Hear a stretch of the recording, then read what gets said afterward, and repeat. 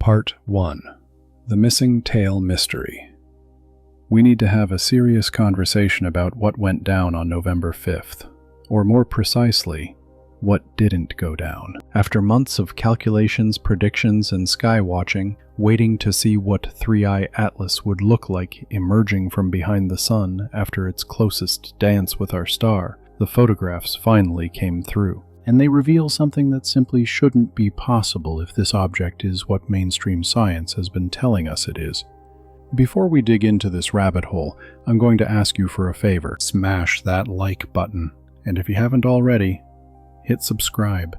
We're tracking the most important interstellar visitor in human history, and you're going to want front row seats for every twist and turn in this story. And speaking of twists, drop a comment telling me where you're tuning in from right now and what time it is in your corner of the world. Here's my question for you. Is the missing tail proof of artificial propulsion? Or are we overlooking some natural explanation that hasn't crossed our minds yet? I genuinely want to hear what you're thinking, because this community has some of the sharpest analytical minds studying this object. The Arnaves Observatory in Spain captured 3I Atlas on November 5th, so did the Virtual Telescope Project. We're not talking about backyard amateur setups here. These are sophisticated research facilities with decades of experience photographing comets. They know exactly what they're looking at. And what their cameras recorded was a compact light source, a fuzzy sphere with a coma surrounding it, but no distinct comet tail. Absolutely none. The images essentially show the same morphology we observed back in July, when Hubble photographed it before perihelion, before the brutal solar heating, before everything that was supposed to transform this object into a breathtaking display of comet activity. Now, let me be crystal clear about why this matters so much. This isn't about missing out on a beautiful photograph or feeling disappointed by lackluster visuals. This is about fundamental physics. This is about what the laws of momentum conservation tell us must happen when an object accelerates through space, and gravity alone can't account for that acceleration. And 3I Atlas did accelerate. NASA's Jet Propulsion Laboratory confirmed it. The data is publicly available for anyone to examine. The non-gravitational acceleration was measured, and it's statistically robust, standing at 3.7 standard deviations above the noise floor. That's not instrument error. That's not data artifacts. That's a genuine, unmistakable signal. The acceleration has two distinct components. First, there's a radial push directly away from the Sun at 1.1 times 10 to the negative 6th astronomical units per day squared. Second, there's a transverse component perpendicular to the Sun's direction at 3.7 times 10 to the negative 7th astronomical units per day squared. These numbers might sound abstract and meaningless, so let me break them down into something tangible. This acceleration, if it's being caused by the rocket effect, gas jetting violently off the surface like a natural thruster, means that 3I Atlas had to shed more than 13% of its total mass during its close approach to the Sun. 13%. We're not talking about a thin frost layer evaporating here. We're talking about a massive chunk of the object's entire bulk being blown into space. A researcher named Avi Loeb calculated this using straightforward momentum conservation principles. The fraction of mass lost equals the time spent near perihelion, multiplied by the measured acceleration, divided by the speed at which gas molecules are ejected. The perihelion passage time is roughly 1 month, the duration it takes to cross the spatial scale of closest approach to the Sun. We've already discussed the measured acceleration, and the ejection velocity for a natural comet at the surface temperature 3I Atlas would have experienced is approximately 980 feet per second. That's the thermal speed of molecules sublimating from ice when heated by solar radiation. Plug those values into the equation and you get a minimum mass loss of 13%. And that's the floor, not the ceiling. Now think about what 13% mass loss actually means in real-world terms. If 3I Atlas has a nucleus roughly 3 miles in diameter, which aligns with observational constraints, and it lost 13% of its mass, we're talking about at least 11 to 12 billion tons of material explosively ejected into the void. Billion. With a capital B. That gas doesn't just vanish into thin air, or thin vacuum, rather. It forms an enormous cloud, a massive coma of dust and gas molecules that gets shoved around by solar radiation pressure and buffeted by the solar wind. That cloud should be blindingly obvious to any telescope pointed in its direction. It should be vast. It should have formed a tail, a classic comet tail streaming away from the sun, visible in any halfway decent telescope image, and yet there's nothing. The November 5th photographs show a coma, certainly, but it's not dramatically different from what we observed back in July. The overall morphology hasn't undergone any radical transformation. There's no massive tail stretching across the sky. There's no visible evidence of the kind of explosive outgassing event that would be absolutely required to produce the observed acceleration through natural comet processes. Let me give you some perspective by showing you what we should actually be seeing. On November 3rd, just 48 hours before 3I Atlas was photographed, that same Arnaves observatory that imaged 3I Atlas also captured photographs of comet Lemon, a completely ordinary comet from our own solar system. Lemon displays a clear, unmistakable, textbook-perfect comet tail pointing directly away from the sun. This is standard comet behavior. This is what they look like when they're actively outgassing. Lemon isn't special. It's not extraordinary. It's just being a comet, doing exactly what comets do. According to the acceleration data, 3I Atlas should have been outgassing far more violently than Lemon during its swing around the sun. It should have lost more than 13% of its total mass. It should be surrounded by a debris cloud orders of magnitude more massive than what Lemon is producing, and yet the images show less activity, not more. The tail that physics demands should be there is simply absent. It's like watching someone claim they just ran a marathon, but they're not sweating, not breathing hard, not showing any signs of exertion whatsoever. This is the fundamental contradiction we're grappling with. The mathematics says one thing. The photographs say something completely different. Both statements cannot simultaneously be true if 3I Atlas is a natural comet operating under known physical principles. Now, some of you might be thinking, maybe the gas is actually there, we just can't see it. Maybe it's too diffuse, too spread out across space, too faint for our telescopes to pick up. But that explanation doesn't hold water. The mass loss required by the measured acceleration is so enormous that the resulting gas cloud would absolutely be detectable with our current instruments. We successfully detected the much smaller plume of carbon dioxide surrounding 3I Atlas back in August using SphereX and the James Webb Space Telescope when it was much farther from the Sun and exhibiting much less activity. If there were billions of tons of freshly ejected material enveloping the nucleus right now, post-perihelion, we would definitely see it. The absence of evidence in this case really is evidence of absence. Let me walk you through the observation timeline to make this contradiction even clearer. Between July and September, 3I Atlas was under continuous observation. We collected 4,022 individual data points from 227 observatories scattered around the globe. During that entire 3-month period, the object showed absolutely no detectable non-gravitational acceleration. Zero. Zilch. Its motion through space was entirely consistent with a trajectory determined purely by gravitational forces. Then came October. Atlas approached perihelion. whipped around the Sun in its closest pass, and suddenly the acceleration appeared out of nowhere. The object began deviating from its predicted, purely gravitational path. The Atacama Large Millimeter Array detected that 3I Atlas was sitting 4 arcseconds away in right ascension from where it should have been based on gravitational calculations alone.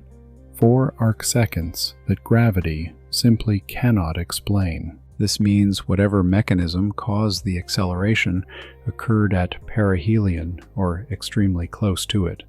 That timing is actually important for the natural comet hypothesis. Perihelion is when solar heating reaches its maximum intensity, when surface ices sublimate most violently, when outgassing activity peaks. So the timing superficially fits the natural explanation. The problem is, what happens afterward doesn't fit at all.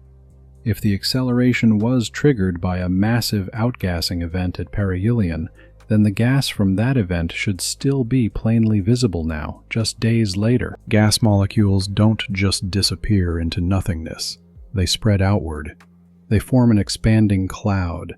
They get pushed by radiation pressure into an extended tail.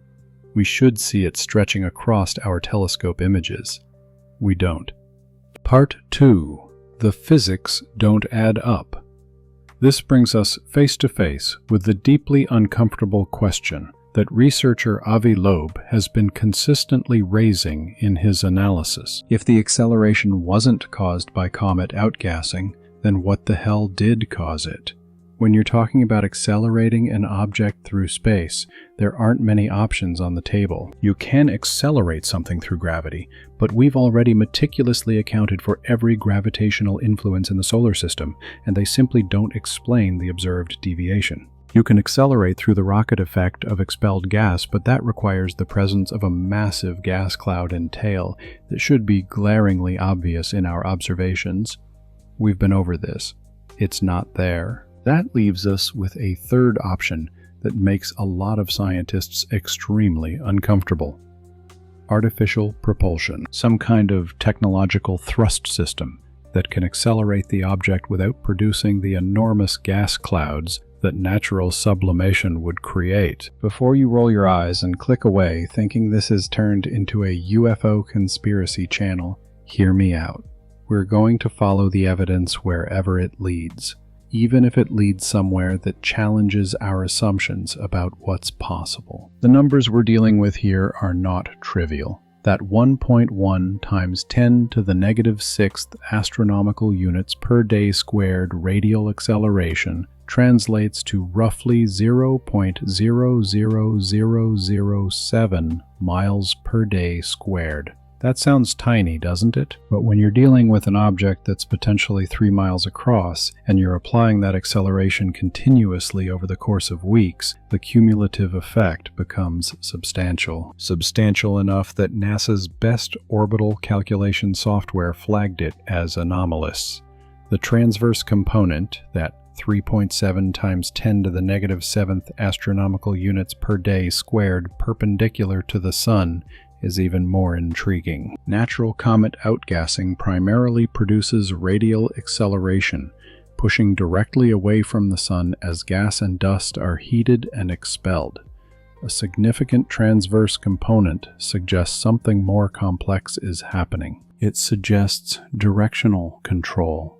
It suggests, dare I say it, maneuvering. Let's talk about what 13% mass loss actually means for a comet. Comets are not solid rocks. They are often described as dirty snowballs, mixtures of ice, rock, and organic compounds loosely held together. When a comet loses 13% of its mass in a single perihelion passage, that's catastrophic. That's not gentle sublimation. That's violent disintegration. There are historical examples we can look at. Comet Shoemaker-Levy 9 broke apart into multiple fragments when it got too close to Jupiter's gravity well in 1992, before ultimately colliding with the planet in 1994. Comet Linn-Linear fragmented in 2000 as it approached the Sun. These breakup events are dramatic, visible, and they produce massive debris clouds that spread across millions of miles. If 3I Atlas lost 13% of its mass at perihelion through natural processes, we should be seeing evidence of structural disruption. We should be seeing fragments. We should be seeing an expanding debris field. We should be seeing a tail so prominent that amateur astronomers could spot it with backyard telescopes. Instead, the object appears structurally intact, with a modest coma and no significant tail. The energy requirements here are worth examining too. To accelerate a 3-mile diameter object with the observed magnitude requires expelling material at high velocity.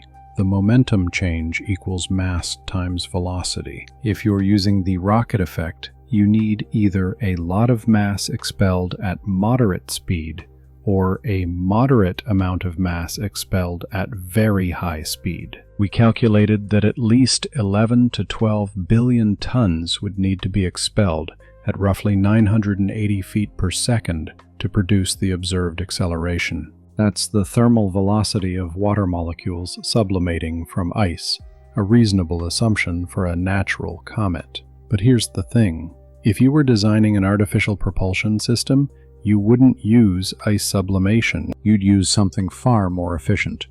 Ion drives, for example, expel material at velocities of 65,000 to 130,000 feet per second, more than 60 times faster than sublimating ice. At those velocities, you'd only need to expel roughly 200 million tons to achieve the same acceleration.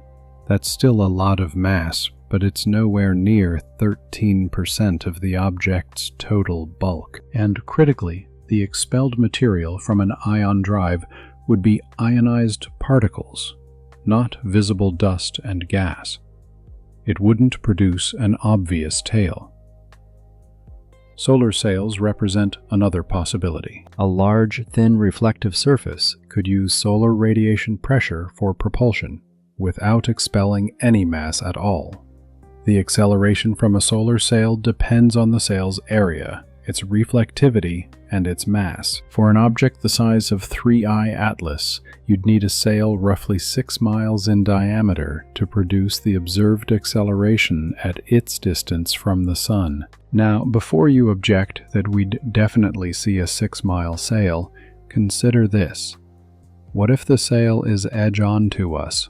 What if it's made of material that's highly reflective in one direction but dark in another? What if it's designed to be difficult to detect? We're speculating here, obviously, but the point is that technological explanations exist that could produce the observed acceleration without the visible signatures we'd expect from natural outgassing. The thermal environment at perihelion is worth considering.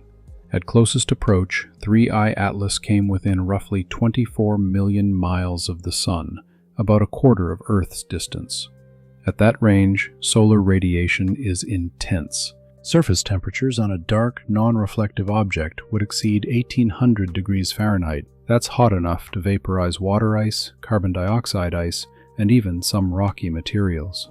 A natural comet exposed to those temperatures would undergo explosive outgassing. The pressure from vaporizing subsurface ice would crack the surface layer, exposing fresh material, which would then also vaporize, creating a runaway process. This is what creates the spectacular cometary displays we see when long-period comets make their once-in-a-lifetime passes through the inner solar system.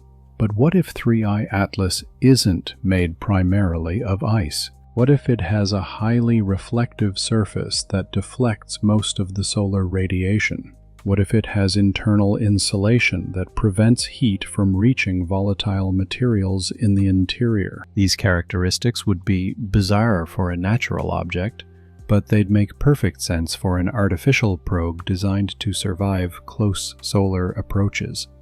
The timing of the acceleration is also peculiar. Remember, we saw 0 non-gravitational acceleration from July through September.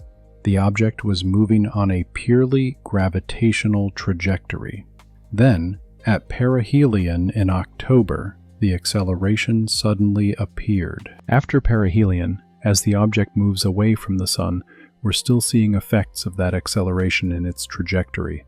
It's still displaced from where it should be. This on-off pattern is actually more consistent with deliberate maneuvering than with natural outgassing. Natural comets show a gradual increase in activity as they approach the Sun, peak activity near perihelion, and then a gradual decrease as they recede.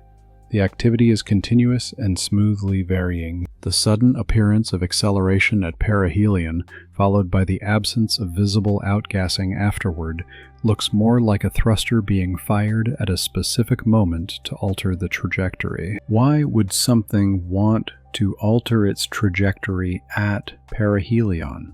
Well, if you're designing an interstellar probe and you're entering a new star system, perihelion is when you have the most energy available for maneuvering. It's when solar power is at maximum if you're using solar panels or solar sails. It's the optimal moment to make trajectory corrections if you want to adjust your path through the system to pass near interesting objects like, say, Jupiter, which 3i Atlas will fly past in the coming months. The fact that the acceleration has both radial and transverse components is particularly suggestive of maneuvering rather than natural outgassing. Pure sublimation-driven acceleration should be predominantly radial, straight away from the Sun. The presence of a significant transverse component means the thrust isn't aligned with the Sun object line.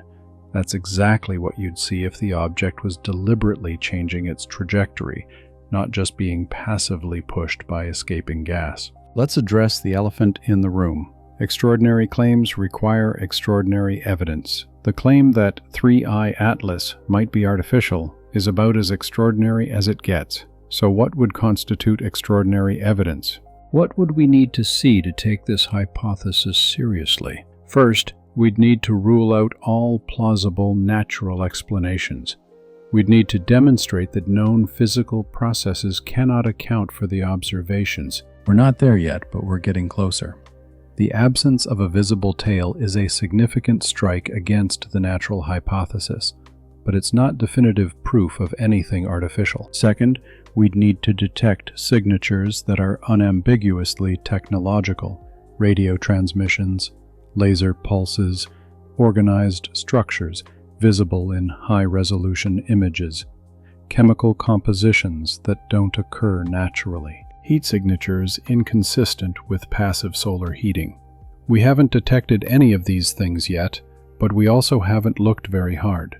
Most observations so far have been optical imaging and basic spectroscopy. Third, we'd need to see behavior that demonstrates intelligence or purpose, a trajectory correction that serves an obvious function, an orbit that couldn't occur naturally, communication attempts, evidence of observation or scanning activity. Again, we don't have any of this, but the transverse acceleration component is at least suggestive of purposeful maneuvering. The scientific method requires us to consider all hypotheses that fit the data, assign probabilities based on prior knowledge and new evidence, and update those probabilities as more information comes in. Right now, the natural comet hypothesis fits some of the data: the timing of acceleration near perihelion, the presence of a coma, the detection of carbon dioxide, but struggles to explain other data,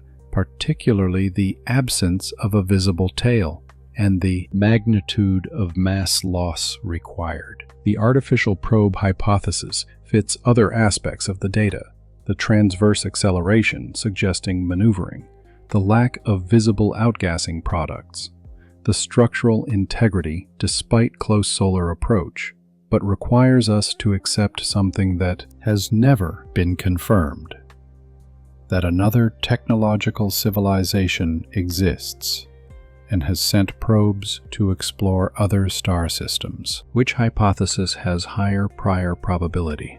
The natural explanation, obviously. We've seen thousands of comets. We've seen 2 confirmed interstellar objects now, ʻOumuamua and 3i Atlas. We've never confirmed any artificial extraterrestrial technology, so Bayesian reasoning says we should strongly favor the natural explanation unless the evidence overwhelmingly points toward the artificial. But here's the critical point. Strongly favor doesn't mean assume with certainty. It doesn't mean we ignore anomalies. It doesn't mean we stop investigating when the data doesn't fit our preferred explanation. Science advances by taking anomalies seriously, by investigating the cases that don't fit the paradigm, by remaining open to possibilities that seem unlikely but aren't impossible. Part 3. What we should be seeing. The comparison with Comet Lemon is absolutely crucial to understanding just how anomalous 3I Atlas really is. Remember, on November 3rd, just 2 days before the 3I Atlas images that showed no tail, the Arnavas Observatory photographed Comet Lemon. Same telescope, same observing conditions, same team of experienced astronomers. And what did they capture? A gorgeous, textbook-perfect comet with a prominent tail streaming away from the sun. Comet Lemon is not exceptional. It's not a once-in-a-century spectacle. It's just a regular comet doing regular comet things. Its nucleus is estimated to be less than 2 miles across, smaller than 3I Atlas. Its orbit brings it moderately close to the Sun, though not as close as 3I Atlas's perihelion passage. By all accounts, Comet Lemon should be the less active of the two objects, and yet Lemon displays obvious coma structure and a clearly defined tail, while 3I Atlas shows neither. Let's talk about the physics of comet tails, because understanding what creates them makes the absence of a tail on 3I Atlas even more puzzling. When a comet approaches the Sun, solar radiation heats its surface. Volatile materials, water ice, carbon dioxide ice, methane, ammonia, begin to sublimate, transitioning directly from solid to gas without becoming liquid. This creates pressure beneath the surface crust, which eventually causes the crust to crack and release jets of gas. These gas jets carry dust particles along with them. The gas molecules are ionized by solar ultraviolet radiation, creating what's called the ion tail or plasma tail. This tail is pushed directly away from the Sun by the solar wind, a stream of charged particles flowing outward from the Sun at roughly 900,000 miles per hour. The ion tail always points directly away from the Sun, regardless of the comet's direction of motion. The dust particles, meanwhile, form a separate dust tail. These particles are affected by solar radiation pressure, the physical push of photons striking them, but they're also affected by the comet's orbital motion. The dust tail curves slightly, following the comet's orbital path, creating that classic curved appearance we associate with bright comets. For a comet that has allegedly lost 13% of its mass, 11 to 12 billion tons of material, we should be seeing both tails prominently. The ion tail should stretch for millions of miles, visible as a straight bluish streak pointing away from the Sun. The dust tail should curve gracefully, potentially stretching even farther, visible as a yellowish or white fan-shaped structure reflecting sunlight. The November 5th images show none of this. They show a compact coma, a fuzzy envelope around the nucleus, but no extended tail structure. The coma itself is not dramatically larger or more diffuse than what was observed in July, before perihelion.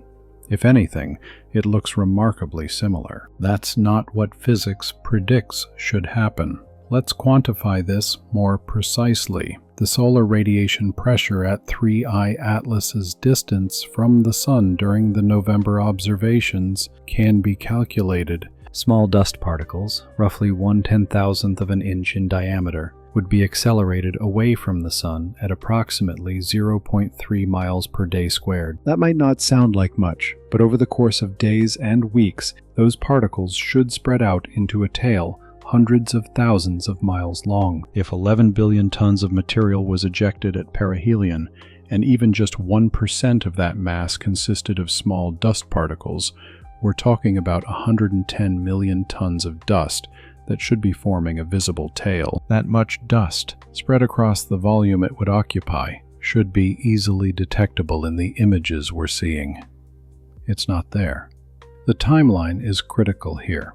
Let's reconstruct what we observed and when. In July, Hubble Space Telescope captured images of 3I Atlas approaching perihelion. The object appeared as a point source with a faint coma. Spectroscopic observations detected carbon dioxide, confirming the presence of volatile ices. The object was roughly 120 million miles from the Sun at that point, well outside the main zone of comet activity. From July through September, ground-based observatories tracked 3I Atlas continuously. Over 4,000 individual observations from more than 200 facilities worldwide. During this entire period, the object's motion was completely consistent with pure gravitational dynamics. No deviations, no acceleration. The trajectory matched predictions perfectly within measurement uncertainty. October brought perihelion passage. 3I Atlas swung within approximately 24 million miles of the Sun on October 12th. This is where everything should have gone crazy for a natural comet. Surface temperatures would have spiked above 1800 degrees Fahrenheit. Any exposed ice should have been sublimating furiously. We should have seen a dramatic brightening as the surface area actively outgassing expanded. We should have seen the coma balloon in size. We should have seen tail formation beginning. But here's what actually happened. The Atacama Large Millimeter Array detected that 3I Atlas was displaced from its predicted position by 4 arcseconds in right ascension. That displacement represents the accumulated effect of non-gravitational acceleration.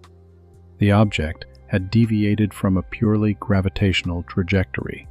Something had pushed it off course. Early November brought the post-perihelion observations that we've been discussing. November 5th images from Arnavez and the Virtual Telescope project. These observations occurred roughly 3 weeks after perihelion passage. By this point, if there had been a massive outgassing event at perihelion, the ejected material should have had plenty of time to spread out and form obvious structures. The solar wind would have pushed ionized gas into an ion tail. Radiation pressure would have swept dust particles into a dust tail. Both structures should be prominently visible. The fact that they're not suggests one of two possibilities. Either the outgassing never happened on the scale required to explain the acceleration, or the material that was ejected has properties very different from what we expect for a natural comet: dust and gas. Let's consider the first possibility. Maybe the acceleration wasn't caused by outgassing at all. Maybe something else accelerated the object. Something that didn't involve expelling billions of tons of material into space. We've already touched on artificial propulsion systems, ion drives, solar sails. But let's think about natural alternatives too. Could tidal forces from the Sun have accelerated 3I Atlas? No. Tidal acceleration would affect the orbit in predictable ways that don't match what we observe. Could electromagnetic forces play a role if the object has an unusual charge? Theoretically possible, but the magnitude of acceleration we're seeing would require implausibly large electric charges and magnetic fields. Could there be some exotic natural process we haven't considered? Maybe subsurface cavities that ruptured at perihelion, venting gas in highly directional jets. That could theoretically produce acceleration without creating an obvious visible tail if the jets were oriented in specific directions. But that still requires massive amounts of gas to be expelled, and that gas has to go somewhere. It doesn't just vanish. Now let's consider the second possibility. Maybe material was expelled, but it has very different properties than typical comet dust and gas. What if the particles are much larger than normal dust grains? Large particles are less affected by radiation pressure and would fall back toward the nucleus more quickly. potentially explaining the lack of an extended dust tail. But large particles require enormous amounts of energy to eject in the first place, and they'd still form some kind of visible structure. What if the expelled material is highly transparent, or composed of something that doesn't reflect much light? That could make it harder to detect optically. But we're not just using optical telescopes. We have infrared observations, radio observations, ultraviolet spectroscopy. A massive cloud of any kind of material should show up in at least some wavelength range. What if the material was expelled in highly collimated jets pointing away from our line of sight? If all the outgassing happened from regions of the nucleus that were facing away from Earth, we might not see the tail directly. But even in that geometry, scattered light and fluorescence from the gas should be detectable, and the statistical probability that all jets would happen to point away from Earth seems very low. The comparison with historical comets is illuminating. Comet Hale-Bopp in 1997 displayed spectacular tails visible to the naked eye. At its peak, the dust tail stretched more than 30 degrees across the sky, roughly 60 times the width of the full moon. Hale-Bopp's nucleus was estimated to be about 25 miles in diameter, making it larger than 3I Atlas, but its mass loss during perihelion passage was actually comparable to what we're calculating for 3I Atlas. Comet Hyakutake in 1996 had one of the longest tails ever recorded, roughly 350 million miles from tip to tip. Its nucleus was only about 2 miles across, smaller than 3I Atlas. Yet, it produced a tail that stretched across a substantial fraction of the inner solar system. Why? Because it lost a significant fraction of its mass during perihelion passage, and that material formed the expected gas and dust structures. Comet McNaught in 2007 became one of the brightest comets in decades, with a dust tail so prominent it was visible in broad daylight from the southern hemisphere. Its perihelion distance was actually closer to the Sun than 3I Atlas, only about 15 million miles, and it survived intact while producing spectacular outgassing displays. The pattern is clear. Comets that undergo close solar approaches and lose substantial mass create visible, often spectacular tails. The more mass lost, the more prominent the tail. There are no known exceptions to this pattern for comets losing double-digit percentages of their mass. Until 3I Atlas. Let's talk about what the coma actually looks like in the November images. It appears as a fuzzy, roughly circular glow around a central condensation point.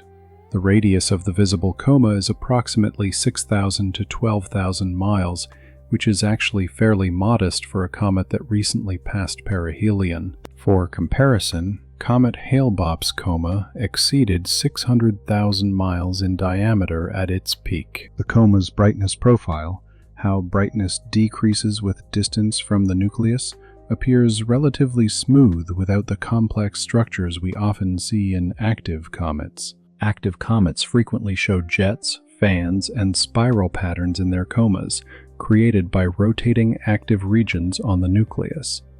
These structures can be tracked over time to determine rotation periods and identify active areas. The 3I Atlas coma appears relatively featureless, suggesting either uniform low-level activity or a very specific geometry of active regions. The color of the coma in optical images appears neutral to slightly reddish, similar to what was observed in July. This is consistent with dust particles reflecting sunlight, though the exact color depends on the size distribution and composition of the particles. Spectroscopic observations have confirmed the presence of carbon dioxide, but detailed compositional analysis of the coma has been limited by the object's faintness and distance. One hypothesis worth exploring: what if 3I Atlas has a very thick, insulating crust that prevents subsurface ices from vaporizing efficiently? Impact craters, or surface cracks,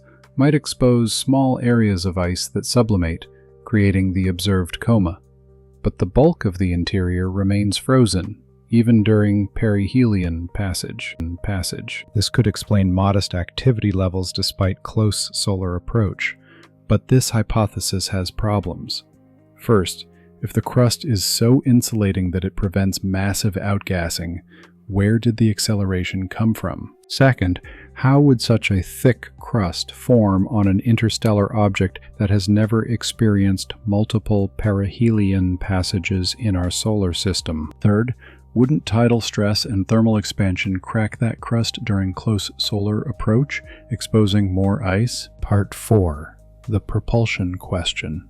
So we're left with this fundamental question that keeps circling back, demanding an answer. If traditional comet outgassing can't explain the acceleration without producing a massive visible tail, and we don't see that tail, then what's actually propelling 3I Atlas through space? Let's systematically work through the possibilities, starting with natural mechanisms and working our way toward explanations that make conventional astronomers break out in hives.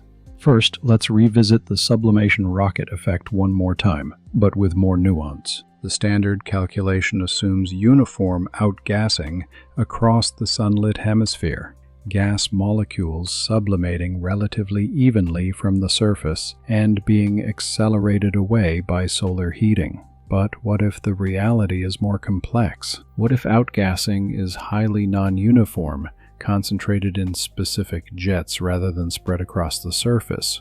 Jets could theoretically produce significant acceleration if they're oriented in the right direction. Comet Hartley 2, visited by NASA's Deep Impact spacecraft in 2010, displayed highly concentrated carbon dioxide jets erupting from specific regions. These jets were powerful enough to affect the comet's rotation. If 3I Atlas has similar jets, perhaps oriented perpendicular to our line of sight, we might not see the full extent of the expelled material. But here's the problem with the jet hypothesis. Jets powerful enough to produce the measured acceleration would still need to expel enormous amounts of material. That material doesn't disappear just because it's collimated into jets. It expands outward, interacts with solar radiation, and should eventually form detectable structures. We'd see at least some asymmetry in the coma, some directionality, some indication of where the material is going. The November images don't show this. What about rotation-induced outgassing? When a comet nucleus rotates, active regions face the sun at different times, creating pulsed jets that can produce net acceleration if the rotation axis is tilted appropriately. The rotation effectively steers the outgassing thrust, potentially creating acceleration components that don't align directly with the sun object line. This mechanism is well understood for comets in our solar system. It's been observed on multiple short-period comets that make repeated passes through the inner solar system. But again, we run into the mass budget problem. You still need to expel billions of tons of material to get the observed acceleration, and that material should be visible, regardless of how the rotation modulates the outgassing pattern. Could tidal disruption play a role? When 3I Atlas swooped to within 24 million miles of the Sun, it experienced significant tidal stress, the difference in gravitational pull between the near side and far side of the object. For a loosely bound rubble pile held together primarily by weak gravitational self-attraction, tidal stress could potentially cause structural changes, cracking, or even partial disruption. If chunks of material broke off during perihelion passage, they would follow slightly different trajectories than the main nucleus, gradually separating over time. This could show up as an apparent acceleration in the center of light position if we're actually tracking a swarm of fragments rather than a single solid nucleus. But deep images would reveal those fragments as separate objects, and we haven't seen that. The nucleus appears compact and singular in all observations. Magnetic effects represent another exotic natural possibility. If 3I Atlas has an unusually strong magnetic field and carries significant electric charge, interaction with the solar wind's magnetic field could produce forces that affect the trajectory. This is called magnetic sailing, and it's been proposed as a potential mechanism for propulsion of interstellar dust grains.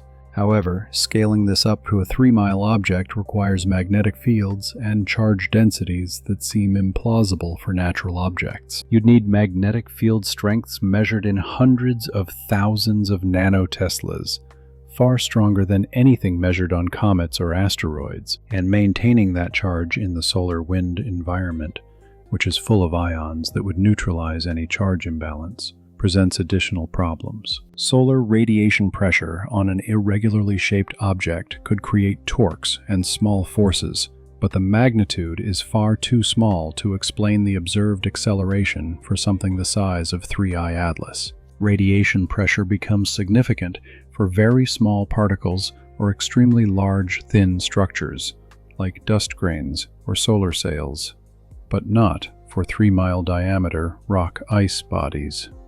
We've essentially exhausted the plausible natural mechanisms. Each has fatal flaws, principally the inability to produce the required acceleration without creating observational signatures we should be detecting, but aren't. So let's talk about the elephant in the room: artificial propulsion systems. If we're going to seriously consider that 3I Atlas might be a technological artifact rather than a natural object, we need to think about what kinds of propulsion systems an advanced civilization might use for interstellar probes. And we need to consider which of those systems might produce the acceleration signature we're observing without producing obvious exhaust plumes or tails. Ion propulsion represents the most mature electric propulsion technology humans currently possess. NASA's Dawn spacecraft used ion drives to explore the asteroid belt, visiting both Vesta and Ceres between 2011 and 2018. Ion drives work by ionizing a propellant, typically xenon gas, and accelerating the ions using electric fields to extremely high velocities, around 65,000 to 130,000 feet per second. At those exhaust velocities, you need far less propellant mass to achieve the same momentum change compared to chemical rockets or sublimating ice. Remember our earlier calculation: using ice sublimation at 980 feet per second requires expelling 13% of the object's mass. Using ion propulsion at 65,000 feet per second, you'd only need to expel about 0.2% of the mass, still substantial but far more manageable. Critically, the exhaust from an ion drive consists of ionized particles, not dust and gas. These particles are typically expelled in a narrow beam, and they're essentially invisible to optical telescopes at any significant distance. You might detect them through their electromagnetic emissions or through spectroscopy if you knew exactly where to look, but they wouldn't create the kind of diffuse, scattering tail that comet dust produces. Could 3I Atlas be powered by ion drives? If so, it would need an energy source. Solar panels could work while the object is relatively close to a star, but 3I Atlas came from interstellar space where sunlight is negligible. A nuclear power source, fission or fusion, would be necessary for interstellar transit. That's not as far-fetched as it might sound. NASA's Voyager spacecraft have been running on plutonium-based radioisotope thermoelectric generators since the 1970s, and are still functioning nearly 50 years later. An advanced civilization with millions or billions of years of technological development might have power sources we can barely imagine. Antimatter propulsion, if they've solved the containment and production challenges, would offer enormous energy density. Black hole power sources, exploiting Hawking radiation from microscopic black holes, have been proposed in theoretical physics papers, though creating and containing such objects is far beyond our current capabilities. Solar sails offer a different approach entirely, one that requires no propellant at all. A solar sail uses radiation pressure from starlight to accelerate. The pressure is minuscule. Sunlight at Earth's distance exerts a force of only about 10 pounds per square mile. But for a large, thin, lightweight sail operating continuously, the cumulative effect can be substantial. To produce the acceleration we're seeing on 3I Atlas using a solar sail, you'd need a sail with an area-to-mass ratio of approximately 430 square feet per pound. That's actually not crazy by engineering standards. Proposals for near-term human-built solar sails have suggested area-to-mass ratios in the range of 220 to 430 square feet per pound, using materials like aluminized kapton or carbon fiber. For a 3-mile object, you'd need a sail roughly 6 to 12 miles in diameter, depending on the exact mass and reflectivity.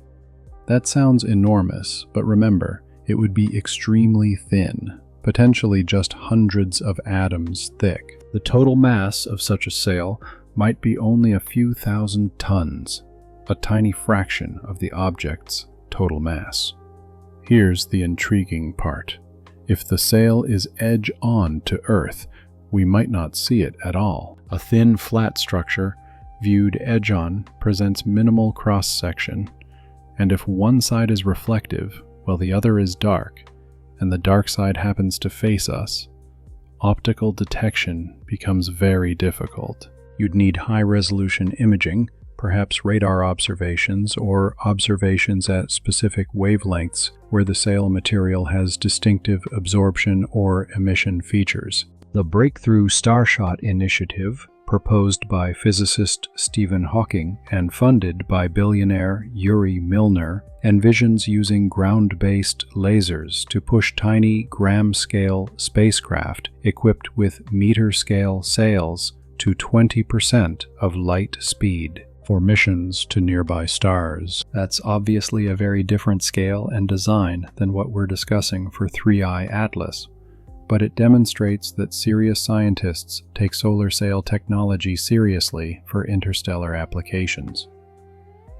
What about more exotic propulsion concepts? Laser propulsion, where a spacecraft is pushed by a laser beam from the launching civilization, could work in principle, but it requires the launching civilization to maintain a powerful laser pointed at the spacecraft across light years of distance for years or decades. That seems impractical unless the civilization has truly enormous resources and commitment to the mission. Magnetic sails, using the spacecraft's magnetic field to interact with the interstellar medium, have been proposed for braking as a probe enters a new star system. The solar wind in our inner solar system is dense enough that a magnetic sail could provide modest thrust. But again, you need enormous magnetic fields and large structures, and the thrust magnitude seems insufficient to explain 3I Atlas's acceleration. Gravitational assists represent a non-propulsive way to change trajectory,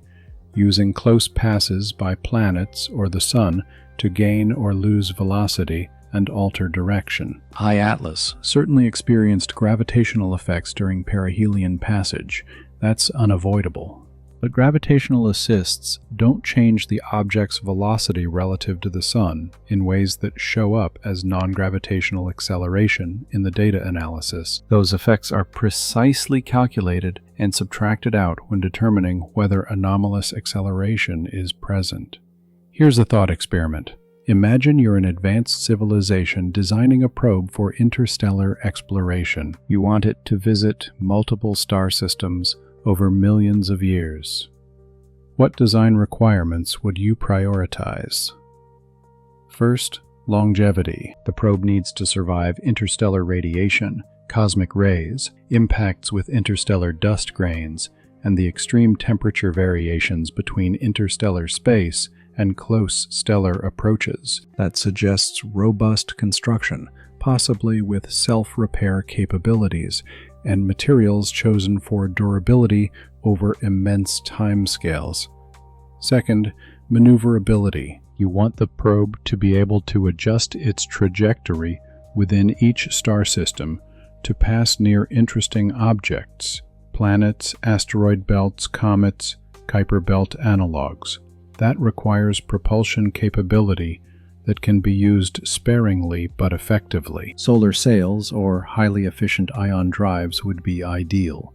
Both offer good performance without requiring massive propellant reserves. Third, stealth or ambiguity. This one is speculative, but bear with me. If the probe's mission includes observing emerging civilizations without interfering with their development, a kind of prime directive from Star Trek, then you might intentionally design it to be ambiguous. You want it to be detectable by sufficiently advanced civilizations that achieve interplanetary spaceflight and sophisticated astronomy. But you don't want it to be so obviously artificial that it causes civilizational disruption or cargo cult behavior. An object that looks mostly like a natural comet or asteroid, but displays subtle anomalies that only become apparent through careful observation and analysis, fits that description perfectly. It's detectable if you're looking carefully, but deniable if you want to assume it's natural. It exists in that liminal space between the natural and artificial, inviting investigation but not forcing conclusions. Is that what 3i Atlas is? A deliberately ambiguous probe designed to observe without revealing itself too obviously? It sounds like science fiction, and maybe it is. But it's also a hypothesis that fits some of the observations better than the natural comet hypothesis currently does. Part 5. The December Test. We're rapidly approaching what I'm calling the moment of truth, December 2025. This month represents the most critical observational window we'll have for 3i Atlas before it begins its journey back out of the inner solar system and becomes too faint for detailed study. What we observe in December will either vindicate the natural comet hypothesis or push us further toward explanations that challenge our understanding of what's possible in the cosmos. Here's why December matters so much. By early December, 3i Atlas will be approximately 93 million miles from the Sun, roughly the same distance as Earth's orbit. At this point, if there was a massive outgassing event at perihelion in October, the expelled material will have had nearly 2 months to spread out, form structures, and become maximally visible. Gas clouds expand. Dust particles follow trajectories determined by radiation pressure. Tails develop and extend. If the natural explanation is correct, if 3i Atlas really did lose 11 to 12 billion tons of material through comet activity, then December observations should show an enormous, obvious debris cloud. We're not talking about subtle features that require squinting at images and enhancing contrast. We're talking about structures that would be unmistakable in any competent telescope image. The absence of such structures in December would be devastating for the natural hypothesis. Multiple observatories worldwide are planning intensive observation campaigns throughout December. The Atacama Large Millimeter Array in Chile, with its extraordinary sensitivity to molecular emissions, will be searching for carbon monoxide, water vapor, hydrogen cyanide, and other volatiles that should be present in comet comas. ALMA can detect these molecules even when they're highly dispersed and faint. If billions of tons of icy material were sublimated, ALMA should find the molecular signatures. The James Webb Space Telescope has observation time allocated for 3i Atlas in December. Webb's infrared capabilities allow it to detect thermal emission from dust particles and ice grains, mapping the temperature distribution in any coma or tail structure. Webb can also perform detailed spectroscopy, identifying the specific chemical composition of any material surrounding the nucleus with unprecedented precision. The European Space Agency's JUICE mission, the Jupiter Icy Moons Explorer, presents an absolutely fascinating opportunity. JUICE launched in April 2023, on a trajectory that will eventually take it to Jupiter's system to study Ganymede, Europa, and Callisto. But here's the thing. JUICE's trajectory brings it relatively close to 3I Atlas's path through space in late December 2025. ESA mission planners are evaluating whether JUICE can conduct flyby observations of 3I Atlas. The spacecraft is equipped with sophisticated instruments including high-resolution cameras, spectrometers, radar, and magnetometers. If JUICE gets close enough, within a few 100,000 miles or better, it could capture images and data of a quality that ground-based observations simply cannot match. Imagine what JUICE could potentially reveal. High-resolution images showing the nucleus structure, surface features, active regions. Spectroscopic mapping revealing compositional variations across the surface. Radar sounding that could penetrate the surface and probe internal structure. Magnetometer readings that would detect any anomalous magnetic fields. This would be the most detailed examination of an interstellar object ever conducted. The catch is that JUICE wasn't designed for this mission, and any close approach would need to be carefully planned to avoid compromising the spacecraft's primary Jupiter mission. Course corrections require fuel, and fuel is precious for a mission that still needs to perform multiple planetary flybys before reaching Jupiter. ESA is weighing the scientific value of 3I Atlas observations against the risks and costs to the primary mission. The decision should come sometime in the next few weeks. Even without a JUICE flyby, December ground-based observations will be comprehensive. The Hubble Space Telescope will capture high-resolution optical images. Multiple large ground-based telescopes equipped with adaptive optics systems, technology that compensates for atmospheric turbulence, will image 3I Atlas at near diffraction-limited resolution. Radio telescopes will search for any electromagnetic emissions. X-ray observatories will look for signatures of solar-wind interaction with expelled gas. What specific observations would differentiate between the natural and artificial hypotheses? Let's create a checklist of what we should see in different scenarios. If 3I Atlas is a natural comet that underwent massive perihelion outgassing, December observations should show a massive coma extending 600,000 miles or more in diameter, an ion tail pointing away from the Sun, stretching millions of miles, a curved dust tail following the object's orbital path, strong molecular emission lines in spectra, particularly water, carbon monoxide, and carbon dioxide, thousands of tons of dust particles detectable in infrared observations, asymmetric features in the coma indicating jet activity, and potentially fragments if the nucleus partially disrupted. If 3I Atlas is a natural comet, but with unusual properties, perhaps a very thick insulating crust or unusual composition, December observations might show a modest coma similar to what we've already seen, weak molecular emissions below what's expected for the required mass loss, minimal tail structure, and spectral features that don't match typical comet composition. If 3I Atlas has an artificial propulsion system, ion drive, solar sail, or something we haven't imagined, December observations might show a compact coma with little or no extended tail, absence of strong molecular emission lines, possible thermal signatures inconsistent with solar heating alone, potential structural features not consistent with natural shapes if high-resolution imaging is achieved, and continued trajectory deviations that can't be explained by gravitational forces or residual outgassing. The rotation state of 3I Atlas represents another critical diagnostic. Natural comets typically rotate in complex, sometimes chaotic ways due to the torques produced by non-uniform outgassing jets. These jets act like tiny rocket engines distributed across the surface and if they're not symmetrically arranged, they create torques that change the rotation axis direction and rotation period over time. This is called non-principal axis rotation, or tumbling, and it's been observed on multiple comets.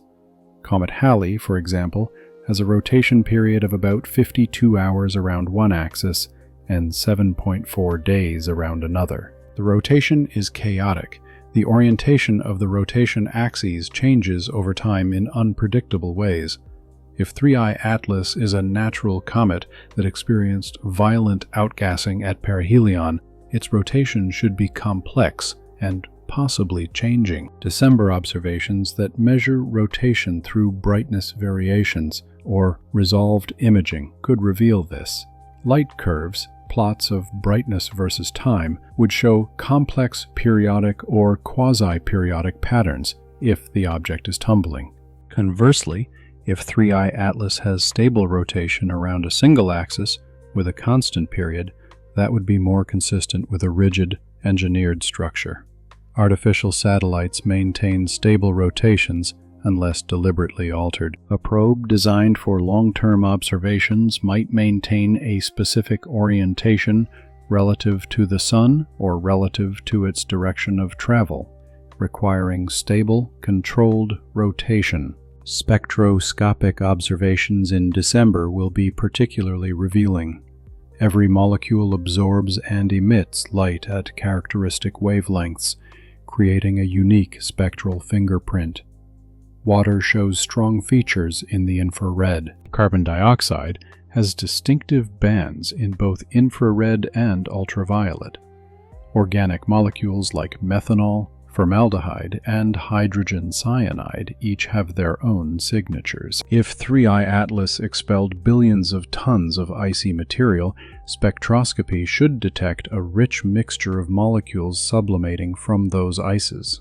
The relative abundances, how much water compared to carbon dioxide, how much carbon monoxide versus methane, tell us about the formation conditions and history of the object. Comets from our solar system have reasonably well-characterized composition ratios based on decades of observations. Interstellar comets might have different ratios because they formed in different stellar systems with different temperatures, pressures, and chemical environments. That would be scientifically fascinating, but still consistent with natural origins. However, if the spectroscopy shows something truly bizarre, elements or molecules that shouldn't be present, ratios that make no sense for any natural formation scenario, or complete absence of expected volatiles despite the measured acceleration, that becomes much harder to explain naturally. Temperature measurements provide another important constraint.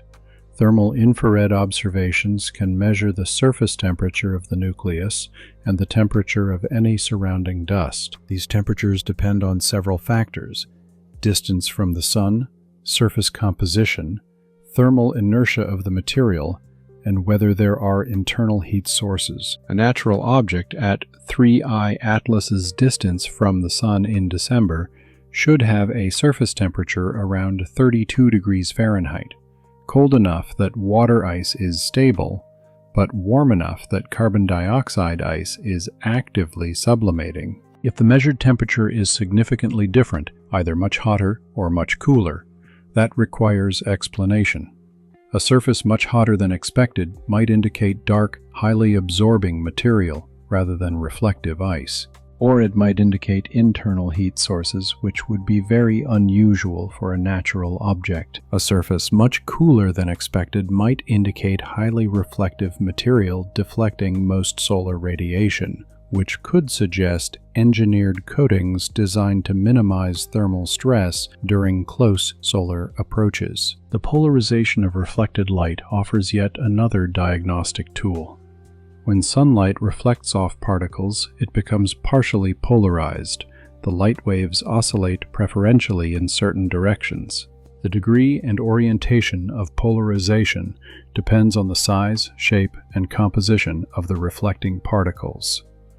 Comet dust typically produces polarization patterns that are well characterized from decades of observations. If 3I Atlas's coma shows polarization consistent with normal comet dust, that supports the natural hypothesis. If the polarization is anomalous, wrong degree, wrong wavelength dependence, wrong angular distribution, that suggests the particles have unusual properties. Radio observations could potentially detect emissions if 3I Atlas has any kind of active electronics or power systems. This is a long shot. Any civilization advanced enough to send interstellar probes would presumably know how to minimize electromagnetic emissions to avoid detection.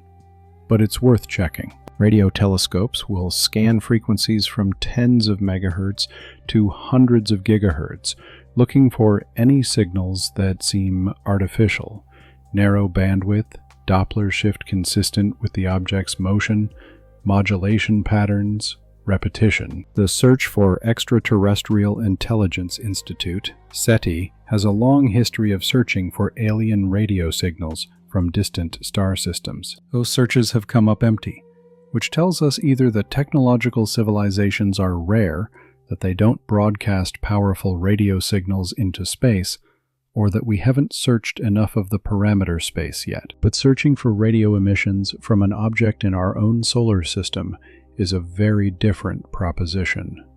If something is here, close by, we should have much better sensitivity to detect its transmissions if it's broadcasting. Optical SETI represents another search strategy, looking for laser pulses or other optical signals. A powerful laser can carry enormous amounts of information and can be detected across interstellar distances if it's pointed at us. An interstellar probe might use lasers for communication back to its home civilization, for propulsion assist via laser sail, or for active sensing of its environment.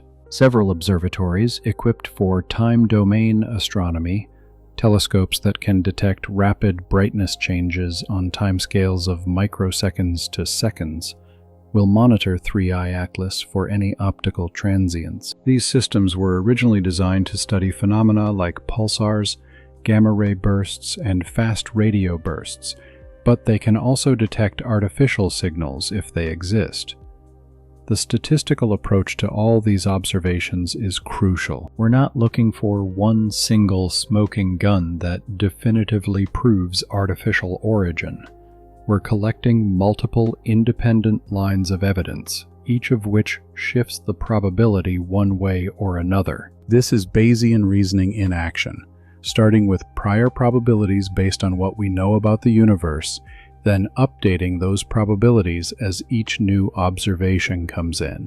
If December observations show a massive gas cloud, strong molecular emissions, normal comet composition, chaotic rotation, and thermal properties consistent with natural ices, the probability of artificial origin drops dramatically. Each observation that matches natural comet behavior multiplies the probability by some factor less than 1, and after enough observations, the artificial hypothesis becomes untenable. Conversely, if December shows no massive gas cloud, absent or anomalous molecular emissions, unusual composition, stable rotation, anomalous thermal properties, and continued unexplained acceleration, each observation shifts probability toward the artificial hypothesis. The exact numbers depend on how we assign likelihoods to various observations under each hypothesis, but the qualitative trend is clear. Part 6. Historical Context and ʻOumuamua.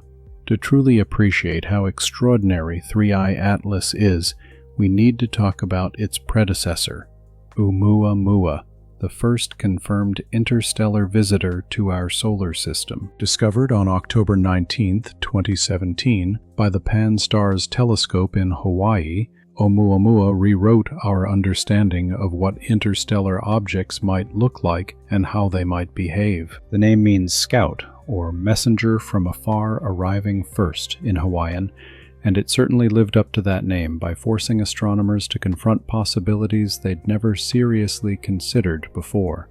Oumuamua's discovery was almost accidental. The Pan-STARRS telescope was conducting its routine survey of near-Earth objects, asteroids and comets that might pose impact threats to our planet, when it picked up a faint object moving rapidly through the inner solar system. Initial observations suggested it was just another asteroid or comet from our own solar system, but as more data came in, astronomers realized something was profoundly different.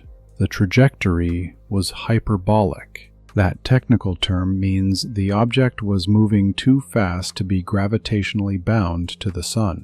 It came from interstellar space, swung around the Sun, and was heading back out into the galaxy. This was the smoking gun, definitive proof that objects can travel between star systems and occasionally pass through ours.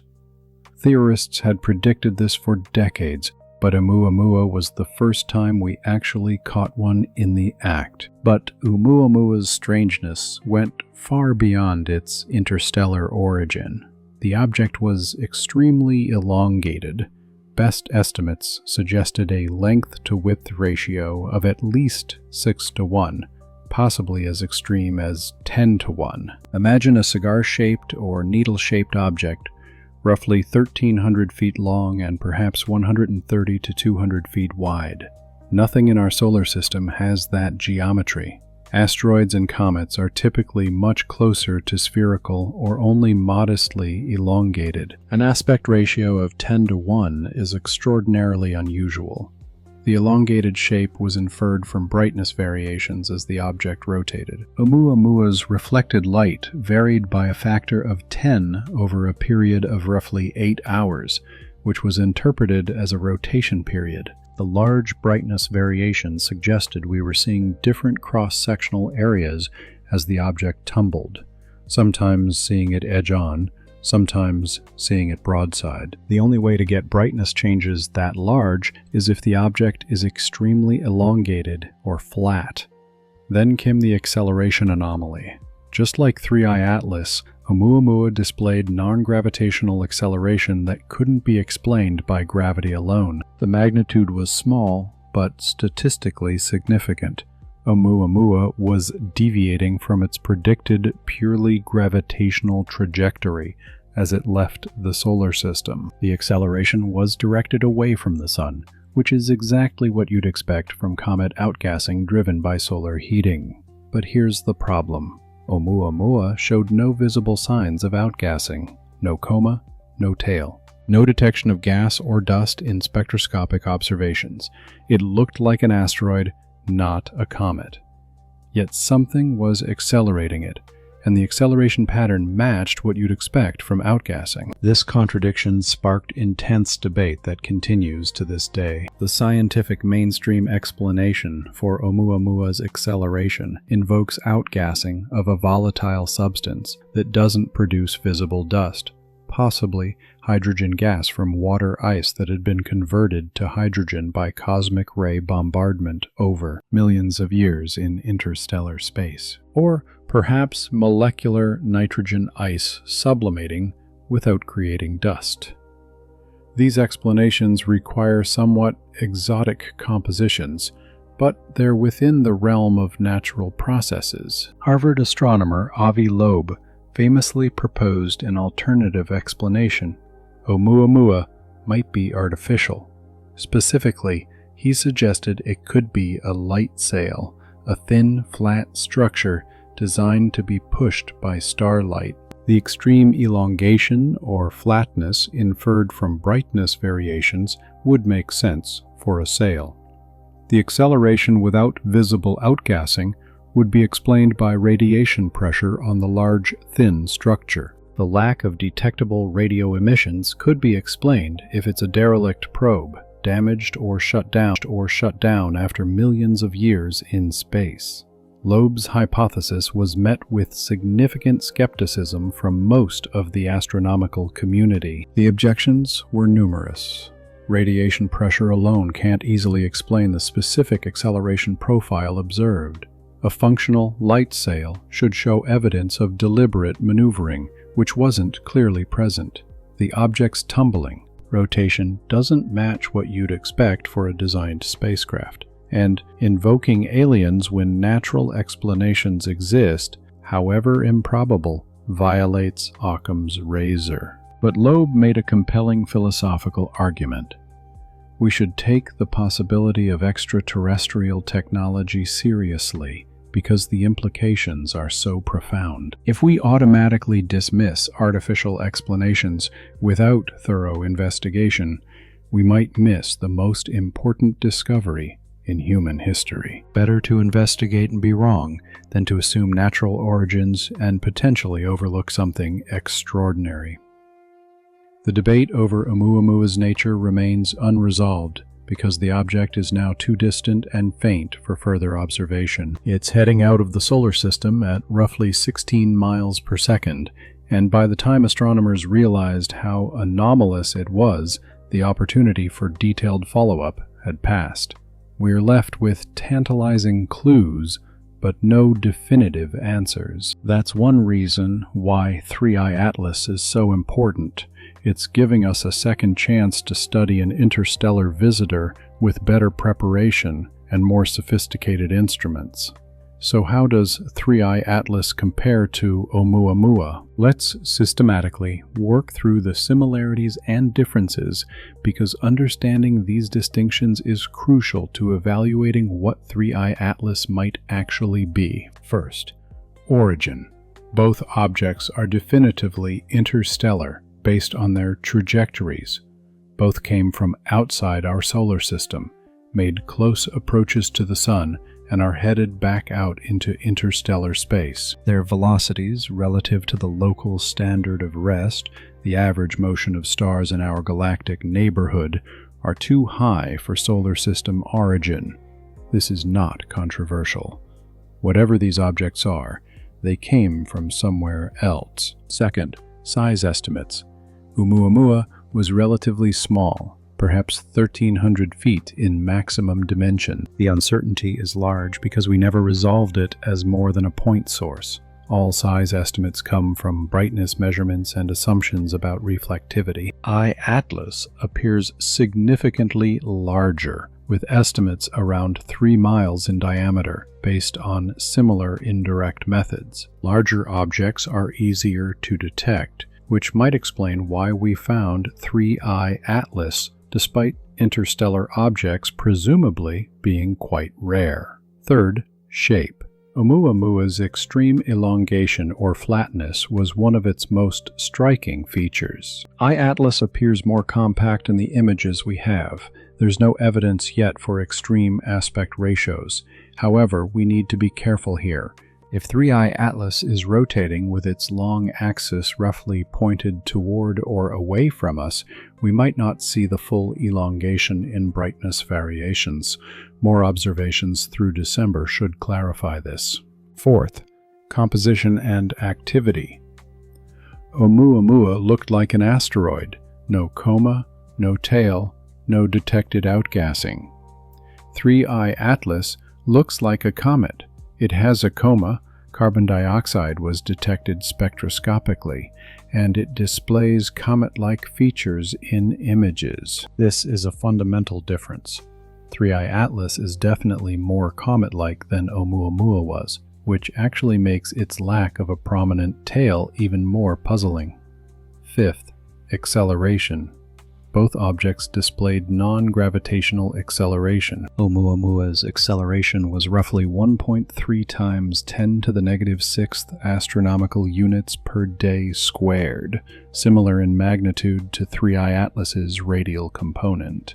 But the interpretation differs. Oumuamua's acceleration was radially outward from the Sun, with no significant transverse component. 3I Atlas has both radial and transverse components, suggesting something more complex than simple outgassing or radiation pressure. Sixth, color and spectroscopy. Oumuamua appeared reddish in color, similar to many outer solar system objects, suggesting organic-rich surface composition. Spectroscopic observations were limited, but showed nothing particularly unusual. 3I Atlas shows neutral to slightly red coloration and has carbon dioxide confirmed in spectra. The spectroscopic data for 3I Atlas is richer because we detected it earlier in its approach and had more time to study it. Seventh, discovery circumstances. ʻOumuamua was discovered after perihelion, as it was already leaving the inner solar system. We found it by chance and had only a few weeks of observation before it became too faint. 3I Atlas was discovered months before perihelion, while it was still approaching, giving us time to plan comprehensive observation campaigns. This is a huge advantage. We've been able to track its evolution through perihelion and beyond. Eighth, observation quality. The astronomical community was caught off guard by ʻOumuamua. By the time we realized how unusual it was, the opportunity for detailed study had largely passed.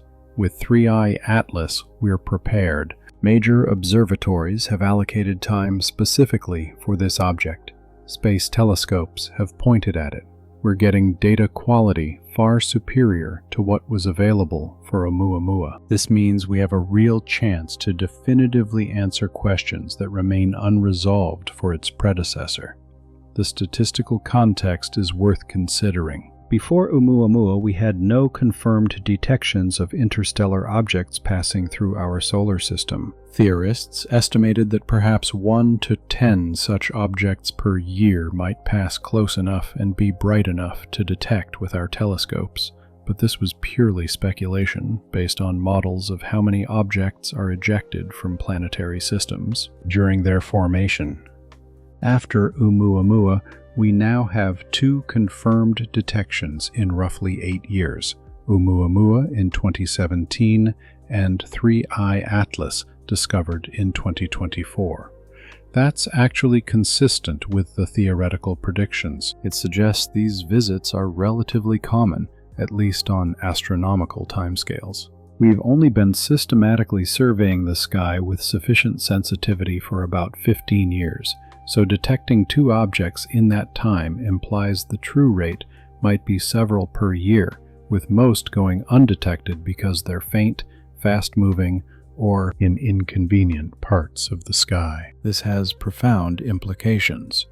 If interstellar objects pass through regularly, then the galaxy is full of such wanderers, asteroids, comets, and possibly other things ejected from their home systems, or deliberately sent out as probes. Some are natural debris from planet formation, gravitationally scattered into interstellar space by close encounters with giant planets. Others might be remnants of stellar collisions, supernova ejecta, or material stripped from stars by close encounters. And yes, some small fraction might be artificial. If even 1 in a million interstellar objects is a probe rather than natural debris, and millions of such objects exist in the galaxy, then probes could be fairly common.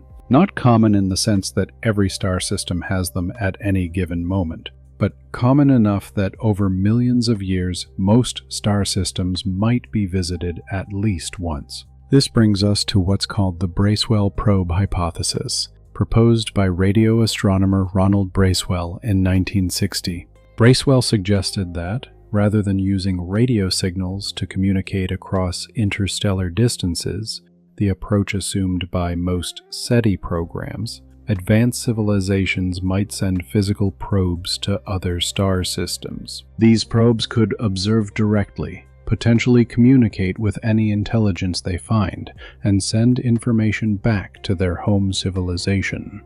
The advantage of probes over radio signals is directness and information richness. Radio signals are limited by the speed of light and by the inverse square law.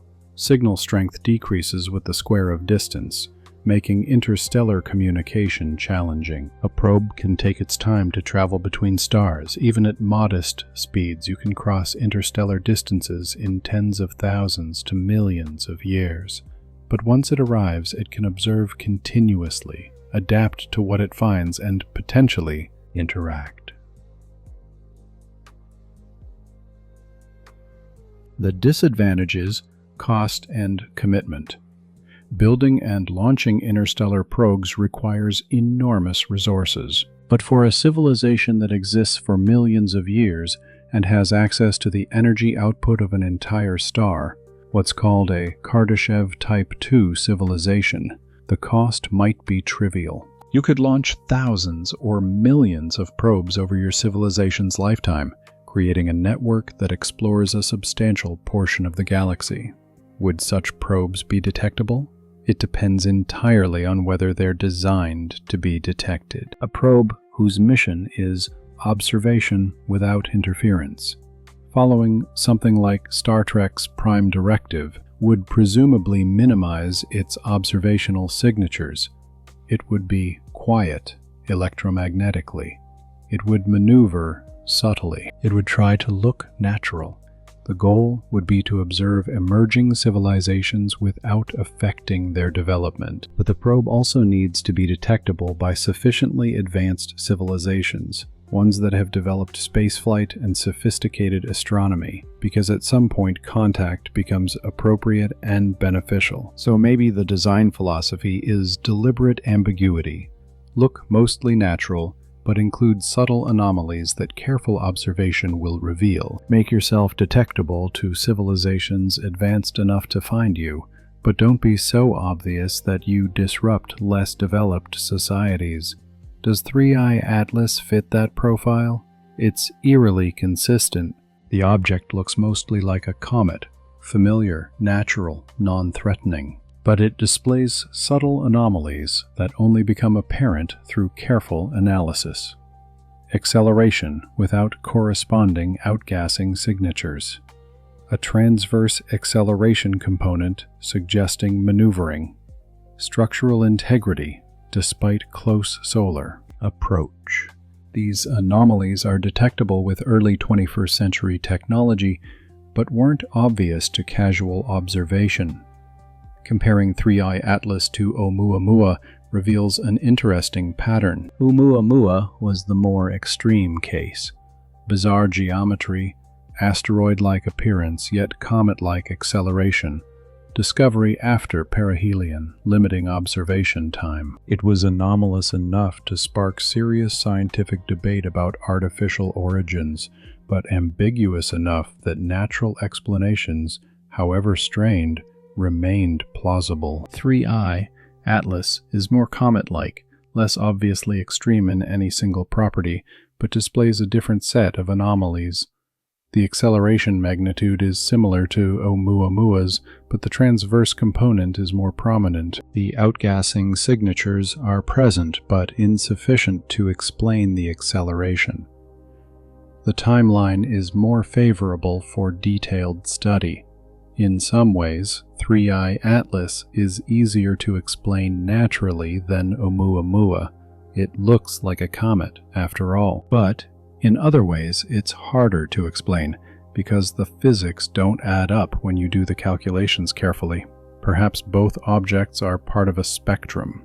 Natural interstellar objects certainly exist, there's no doubt about that. Theoretical models and observations of planet formation demonstrate that countless objects are ejected into interstellar space during the chaotic early phases of planetary system development. Some fraction of interstellar objects will therefore be natural, and some of those natural objects will happen to have unusual properties that make them look anomalous to us. But alongside the natural population, there might also be an artificial population.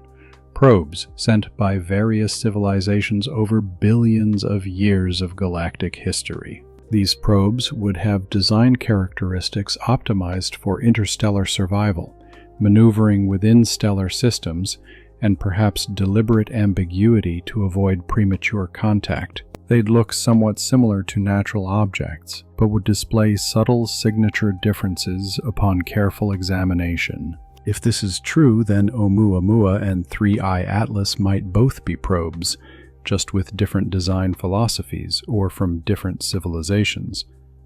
Or one might be natural and the other artificial, or both might be natural objects with unusual properties that coincidentally mimic what we'd expect from probes. We don't know yet. But the very fact that we're having this conversation, seriously discussing the possibility that objects in our solar system might be alien technology, represents a profound shift in how we think about our place in the universe. The history of astronomy is filled with moments when observations forced us to expand our conceptual frameworks. Galileo's observations of Jupiter's moons proved that not everything orbits Earth. Hubble's observations of galactic redshifts prove the universe is expanding. The discovery of exoplanets proved that planetary systems are common.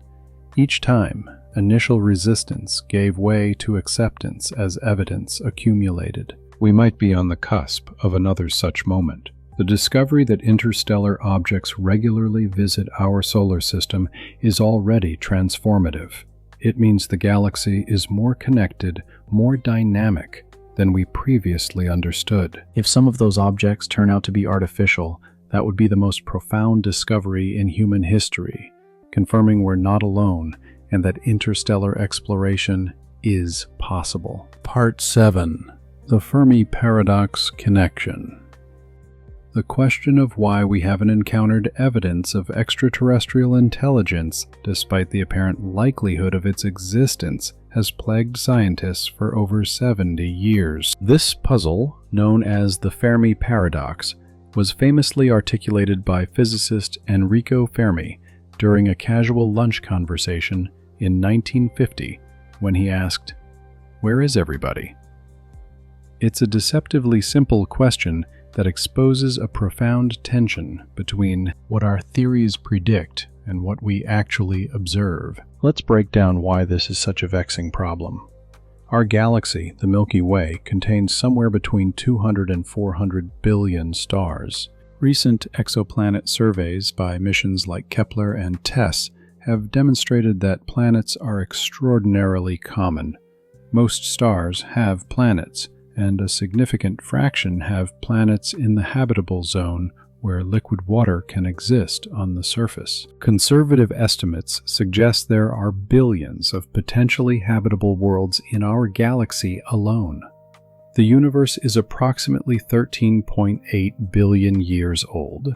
Our solar system formed about 4.6 billion years ago. That means there were nearly 9 billion years of cosmic history before our sun even existed. Planetary systems around older stars had billions of years head start on us. If life arises relatively easily on suitable planets, and the rapidity with which life appeared on early Earth suggests it might, then the galaxy should have been teeming with life for billions of years before humans evolved. Now, add another consideration: technological development. On Earth, the time from the emergence of multicellular life to technological civilization was roughly 600 million years. The time from the Industrial Revolution to spaceflight was about 200 years.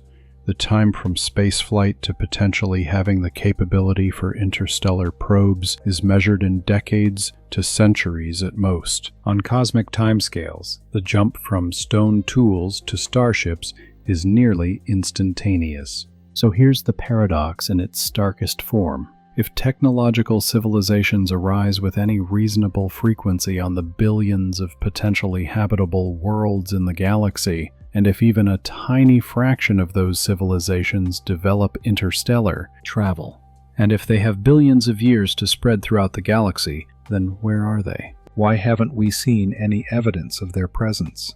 Why does the universe appear so empty, so silent? The Drake equation, formulated by astronomer Frank Drake in 1961, attempts to estimate the number of currently active communicating civilizations in the galaxy. It multiplies together several factors: the rate of star formation, the fraction of stars with planets, the number of habitable planets per star system, the fraction where life develops, the fraction where intelligent life evolves, the fraction that develop detectable technology, and the length of time such civilizations remain detectable. The first few terms are relatively well constrained by observations. We know roughly how many stars form per year in the galaxy. We know most stars have planets. We have reasonable estimates for how many of those planets are potentially habitable. But the remaining terms are highly uncertain because we have exactly one example to work from: ourselves. What fraction of habitable planets actually develop life? We don't know. Life appeared on Earth very quickly once conditions permitted, within perhaps a few 100 million years after the planet cooled enough to have liquid water. That might suggest life arises easily given suitable conditions, or it might mean we got extraordinarily lucky. We need more data points. Finding evidence of past or present life on Mars or detecting biosignatures in exoplanet atmospheres would help constrain this term. What fraction of planets with life develop intelligence? Again, we don't know. On Earth, life existed for roughly 3.5 billion years before anything resembling human-level intelligence evolved. During that vast span, countless evolutionary lineages came and went, and only one produced technology. Maybe intelligence is extraordinarily rare, a fluke that requires very specific evolutionary pressures and unlikely circumstances. Or maybe it's relatively common, and given enough time, many lineages would eventually develop it. What fraction of intelligent species develop detectable technology? Humans have had radio technology for barely 100 years out of roughly 200,000 years of Homo sapiens' existence, half a tenth of 1% of our species' history. We're only recently detectable across interstellar distances. Other intelligent species might never develop technology, or might develop along paths very different from ours that don't involve electromagnetic emissions. And critically, how long do technological civilizations last? This is the L term in the Drake equation, the longevity of civilizations. If civilizations typically last only a few centuries after developing technology before self-destructing through war, environmental collapse, or other catastrophes, then the galaxy might be full of planets where intelligence arose but very few. Civilizations exist at any given moment. The galaxy could be a graveyard of dead civilizations, rather than a community of active ones. Plug pessimistic values into the Drake equation, and you get a prediction that we might be alone in the galaxy, or at least that other civilizations are so rare we're unlikely to encounter evidence of them. Plug optimistic values in, and you get predictions of thousands or millions of currently active civilizations. The range is enormous, reflecting our profound uncertainty about the key parameters. But even with pessimistic estimates, the Fermi Paradox remains troubling.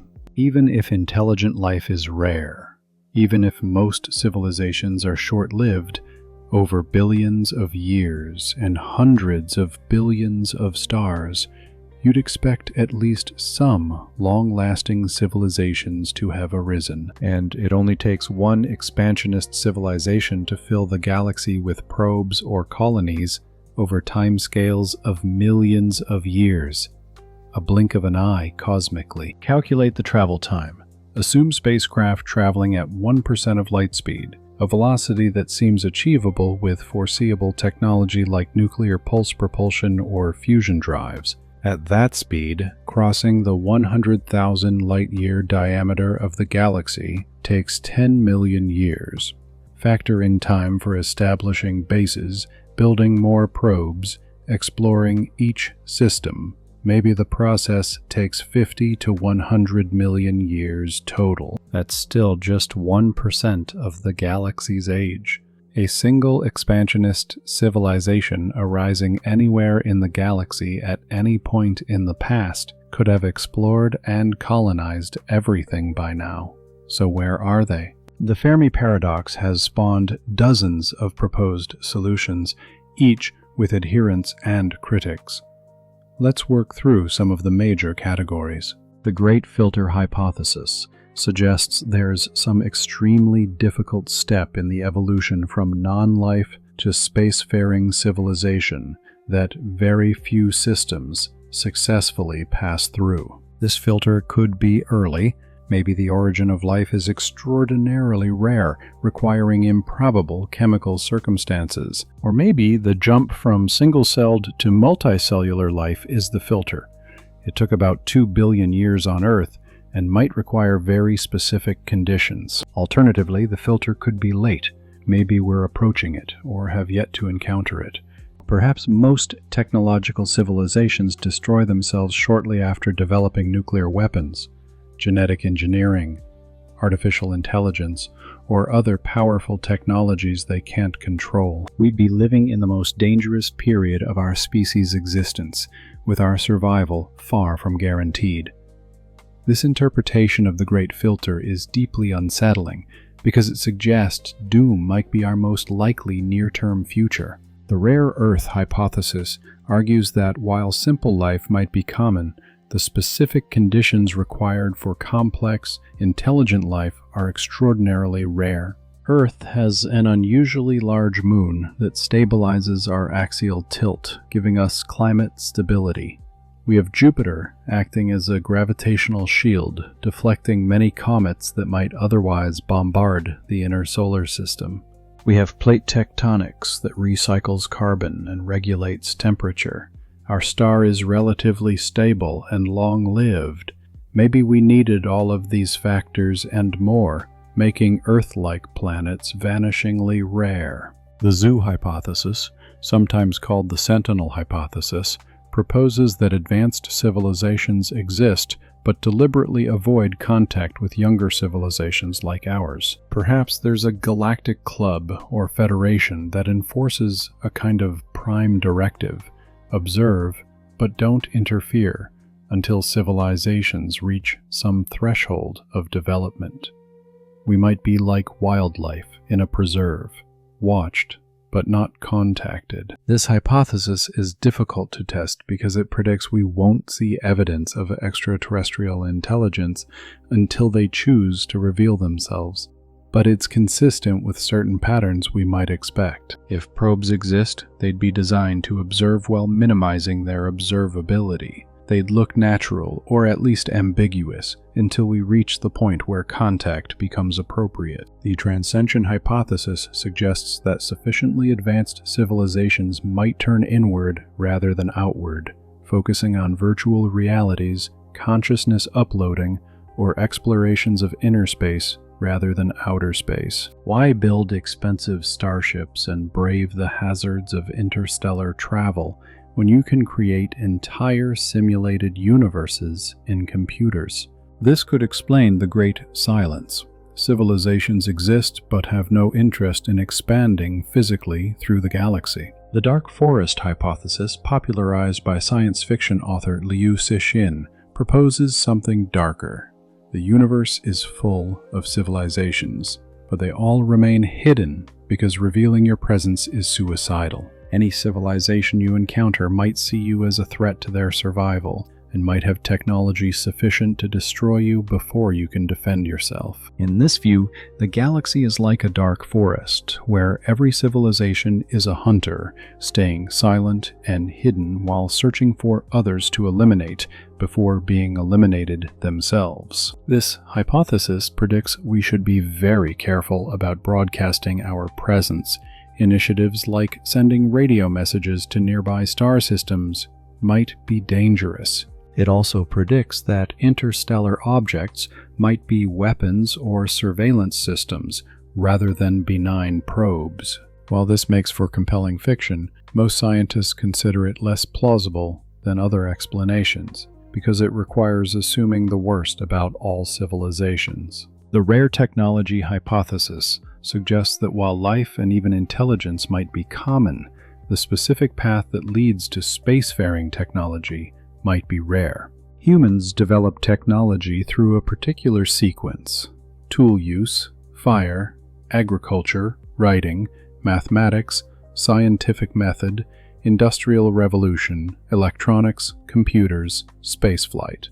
Maybe most intelligent species never follow this path. Maybe dolphin-level intelligence is common, but nearly always occurs in species without manipulative appendages, or in environments where fire is impossible. or in circumstances where the energy density required for spaceflight is unattainable. Or consider the possibility that we're simply early. The universe is 13.8 billion years old, but it will continue forming stars for trillions of years. The vast majority of habitable planets haven't even formed yet. Most stars are small red dwarfs that live for trillions of years and are only now becoming old enough that planets in their habitable zones might develop advanced life. Maybe we're among the first technological civilizations to arise. The galaxy might be full of life in the distant future, but remains mostly empty now. Each of these explanations has strengths and weaknesses. The Great Filter is compelling, but doesn't specify where the filter is, leaving us uncertain about our prospects. Rare Earth is consistent with some observations, but seems to require a suspicious number of specific conditions, all being necessary. The zoo hypothesis is unfalsifiable. We can't prove civilizations aren't hiding from us. Transcension seems plausible for some civilizations, but unlikely for all. You'd expect at least some to remain interested in physical expansion. Now, how does 3I Atlas fit into all of this? If it's a natural object, it doesn't directly address the Fermi Paradox at all. But if it's artificial, if it's a probe from another civilization, then it represents a potential resolution to the paradox. Specifically, it would support a modified version of the zoo hypothesis. Civilizations do send probes, but the probes are designed to be subtle, to observe without interfering, to be detectable only by societies advanced enough to find them. In this scenario, the galaxy might be full of such probes visiting stellar systems, observing planetary surfaces and emerging civilizations, but remaining ambiguous enough that they don't cause disruption. Young civilizations see them as natural objects if they notice them at all. More advanced civilizations that look carefully begin to suspect their artificial nature. And civilizations that achieve certain technological milestones might trigger the probes to make contact or reveal themselves more obviously. This would explain the Great Silence. We've been listening for radio signals for 60 years through SETI programs. We've heard nothing confirmed. But maybe communication happens through physical artifacts rather than electromagnetic signals. Maybe first contact comes not through a message decoded from radio waves, but through recognition that an object passing through our solar system is not what it appears to be. Think about the implications if 3I Atlas is confirmed to be artificial. It would mean we're not alone. It would mean interstellar travel is not just possible, but has been achieved by at least one other civilization. It would mean that civilization considered our solar system interesting enough to send a probe, presumably because they detected our sun has planets. Maybe even that those planets might harbor life. It would also mean the probe has been observing us. If it made trajectory corrections at perihelion to optimize its path through our system, those corrections were presumably made to pass near objects of interest, perhaps Jupiter, which 3I Atlas will encounter in the coming months, or perhaps Earth. An advanced probe would certainly be capable of detecting Earth from across the solar system, recognizing it as potentially habitable, and possibly detecting signs of our civilization through electromagnetic emissions, atmospheric composition, anomalies indicating industrial activity, or direct observation. What would such a probe be looking for? Biosignatures in planetary atmospheres, oxygen and methane in thermodynamic disequilibrium indicating biological processes, technosignatures like radio emissions, optical pollution from city lights visible on the night side of planets, or atmospheric pollution from industrial processes, evidence of spaceflight capability, satellites in orbit, probes visiting other planets in the system. All of these indicators would tell the probe whether contact might be appropriate or whether observation should continue without interference. The ethical considerations surrounding possible contact are complex. Most scientists who think seriously about these questions advocate for caution. The history of contact between human civilizations with different technological levels has often been catastrophic for the less advanced society. Diseases, cultural disruption, exploitation, even genocide. While extraterrestrial visitors presumably wouldn't share our diseases and might not have exploitative intentions, the mere revelation of their existence could be profoundly disruptive to human civilization. Religious worldviews would be challenged. Political systems might destabilize. Economic systems could be disrupted if advanced technology becomes available. Social cohesion might fracture if different groups advocate for different responses to contact. These aren't hypothetical concerns. They're well-documented patterns from human history whenever radically different societies encounter each other. A sufficiently advanced and ethical civilization would understand these risks and might design their probes to reveal themselves gradually, in ways that allow younger civilizations to adapt at their own pace. An ambiguous object that forces us to investigate, to debate, to develop our technology and scientific understanding to study it properly. That's arguably a gentler form of contact than a massive ship appearing in orbit, broadcasting "We come in peace" in all Earth languages. Part 8. What happens next? We're standing at a crossroads, and the decisions we make in the coming weeks and months about how seriously to take 3i Atlas could echo through history. Let's talk about the consequences of getting this wrong in either direction, because the asymmetry in outcomes is striking and should inform how we approach this situation. Scenario 1. We treat 3i Atlas as possibly artificial. We invest significant resources in studying it, telescope time, spacecraft missions, comprehensive analysis, and it turns out to be a natural comet with unusual but ultimately explainable properties. What have we lost? Some money, some time, some telescope hours that could have been allocated to other projects. We'd have gained scientific knowledge about interstellar objects, refined our understanding of comet physics, and developed techniques for rapid response to anomalous discoveries. The cost would be modest and finite. The embarrassment would be temporary. Science moves on. Scenario 2. We treat 3i Atlas as natural. We make routine observations but don't invest extraordinary effort, and it turns out to actually be an artificial probe from another civilization. What have we lost? Potentially the most important opportunity in human history. We'd have failed to gather data that might never be available again. We'd have missed the chance to study extraterrestrial technology up close. We'd have demonstrated to whoever sent the probe that we're not yet observant enough or curious enough to recognize artificial objects when they visit our solar system. The cost would be catastrophic and permanent. This is essentially Pascal's wager applied to astrobiology. The philosopher Blaise Pascal argued that when facing uncertainty about God's existence, the rational choice is to believe, because the potential gain from being right vastly exceeds the potential loss from being wrong. The same logic applies here, though with better defined probabilities and consequences. Even if the prior probability that 3i Atlas is artificial is low, say 1% or 5% or even 1/10%, the expected value calculation still favors investigation.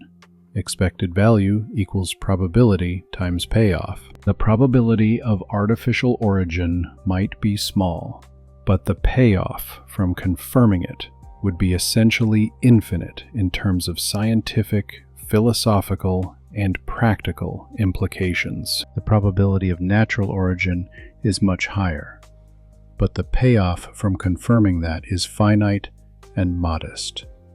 Risk management in uncertain situations with asymmetric outcomes requires weighting the downside scenarios appropriately. In corporate decision-making, this is standard practice. You protect against low-probability, high-impact risks, even when they seem unlikely, because the consequences of being unprepared are unacceptable. NASA follows this principle in designing spacecraft. Multiple, redundant systems, extensive testing, conservative margins, all because the cost of failure is so high. We should apply the same principle here. The cost of investigating 3I Atlas thoroughly, treating it as potentially artificial until proven natural, is relatively low. We're talking about perhaps $500 million to $1 billion for a dedicated spacecraft mission, less than the cost of a single stealth bomber, less than 0.2% of annual U.S. military spending, trivial compared to the budgets of major nations. Telescope time is competitive but not prohibitively scarce. Scientific labor exists. There are thousands of astronomers who would eagerly contribute to such a project. The benefit, if 3I Atlas turns out to be artificial, is incalculable. We'd gain confirmation that we're not alone in the universe.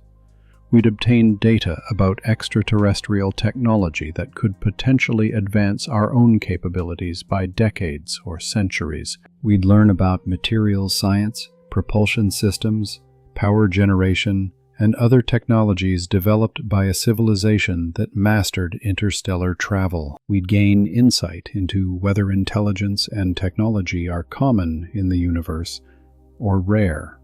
We'd also gain strategic information. If probes are visiting our solar system, who sent them? When were they launched? Are they still in contact with their home civilization? What are they observing? These questions have implications for how we think about humanity's place in the galaxy and what our long-term future might look like. Even from a purely utilitarian perspective focused on technological gain, the calculation is favorable. If there's even a small chance that 3I Atlas contains technology that could be studied and potentially reverse engineered or inspire new approaches to problems we're currently struggling with, the expected value of investigation is enormous. Advanced propulsion systems alone would be worth trillions of dollars in economic value if they enabled easier access to space and the resources of the solar system. Now let's talk about what investigation actually means in practical terms.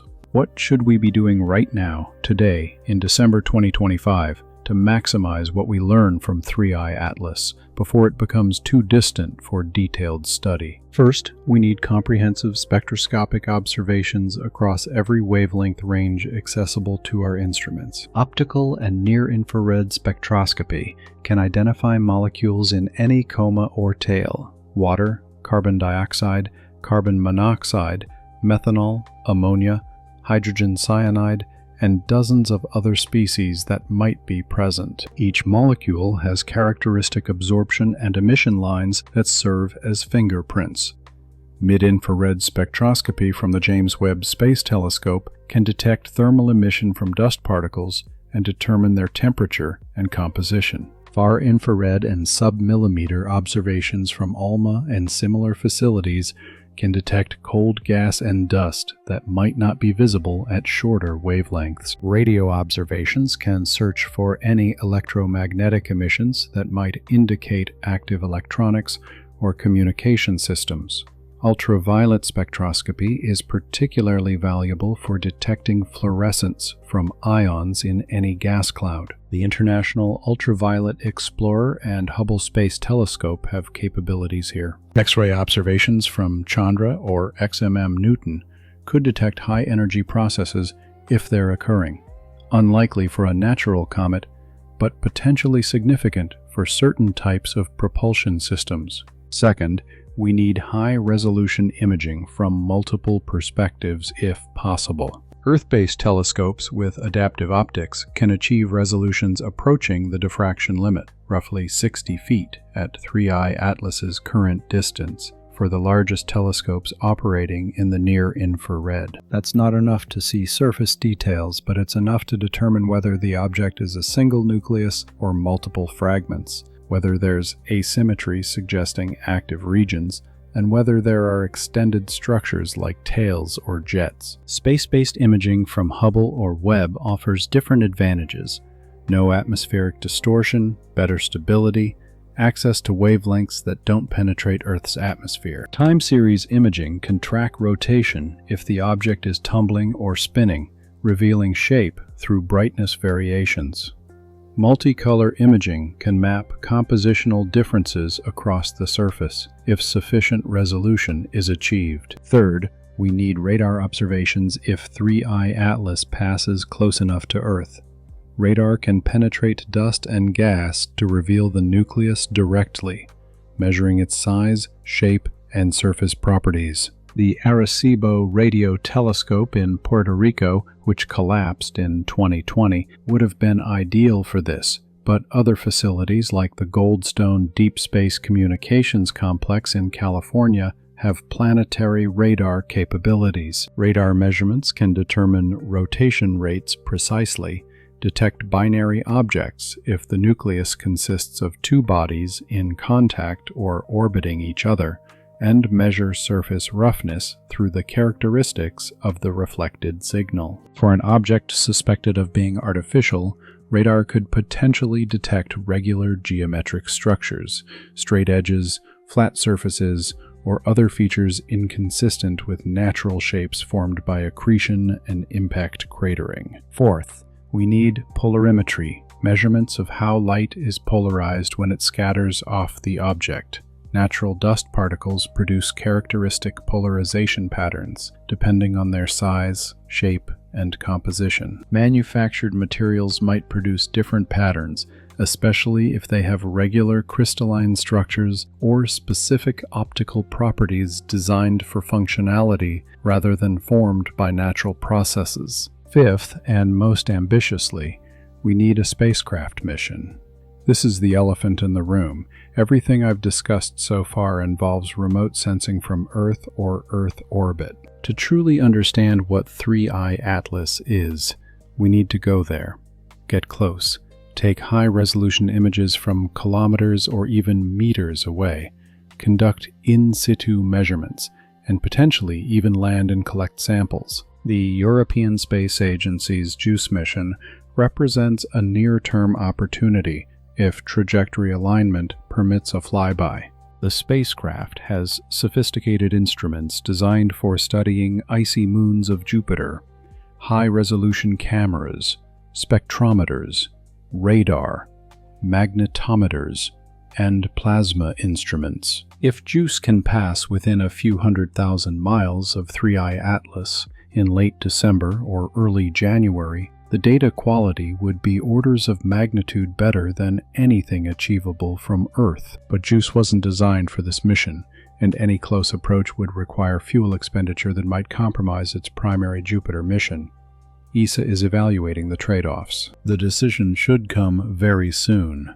Trajectory planning requires lead time, and the window of opportunity is narrow. If they decide the scientific value justifies the risk and cost, it could be one of the most important space science decisions ever made. A dedicated mission launched specifically to intercept 3I Atlas is more challenging because the object is leaving the inner solar system, and any spacecraft launched now would take years to catch up. By the time a conventionally propelled spacecraft could reach it, 3I Atlas would be far from the Sun, cold and inactive, and the opportunity to study its behavior in response to solar heating would be lost. However, fast flyby missions are technically feasible. NASA has studied concepts for rapid response missions to interstellar objects using small spacecraft boosted by powerful rockets into highly energetic trajectories. Launch times measured in months rather than years. Flight times under 2 years. Arrival while the object is still accessible to solar-powered instruments. Cost estimates are in the few $100 million range. Expensive but not prohibitive. The challenge is bureaucratic and political rather than technical. Space missions require years of planning, approval processes, budget allocation, and development. The scientific community isn't structured to respond rapidly to transient targets of opportunity. By the time a mission could work through normal channels and launch, 3i Atlas will be long gone.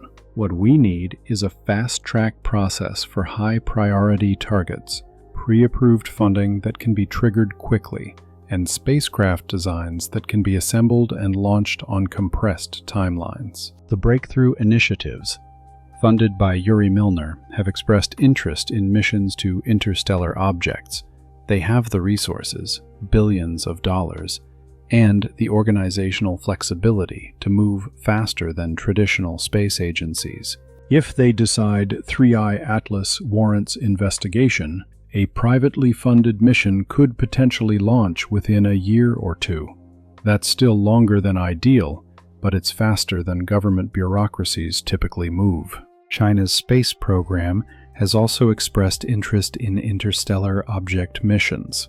Their spacecraft development and launch capabilities are advancing rapidly, and they've demonstrated willingness to pursue ambitious projects on accelerated schedules. A Chinese mission to 3i Atlas, announced and executed within 18 to 24 months, is not implausible. That would be a significant achievement and would position China as leaders in this new field of interstellar object exploration. Now let's discuss what happens if December observations show compelling evidence that 3i Atlas is not natural. What if there's no gas cloud despite continued trajectory deviations? What if spectroscopy reveals anomalous composition? What if high-resolution imaging shows geometric structures? What if radio observations detect emissions? What then? The first response would be intense scrutiny and skepticism, which is appropriate. Extraordinary claims require extraordinary evidence, and the astronomical community would demand that every possible natural explanation be exhausted before seriously entertaining artificial origin. Independent verification would be crucial. Multiple teams analyzing the same data, looking for errors, checking calibrations, considering alternative interpretations. Assuming the evidence withstands scrutiny, the next step would be public announcement. This couldn't be kept secret. Too many observatories are involved. Too many scientists have access to the data. The news would leak even if there were attempts at official secrecy. Better to control the narrative through careful official channels, presenting the evidence clearly and honestly, while acknowledging uncertainties. Public reaction would be complex and varied. Some people would be excited, seeing this as the most important scientific discovery ever made. Others would be skeptical, suspicious of the claims or the implications. Religious communities would grapple with theological questions about humanity's place in a universe that contains other intelligences. Governments would assess strategic implications. If one civilization can send probes, others might too, and some might not be benign. International coordination would become essential. The United Nations Committee on the Peaceful Uses of Outer Space would likely take a coordinating role, as they did in developing the protocols for responding to SETI detections. Questions about who speaks for Earth, what messages, if any, should be sent, and how to manage competing national interests would all need to be addressed.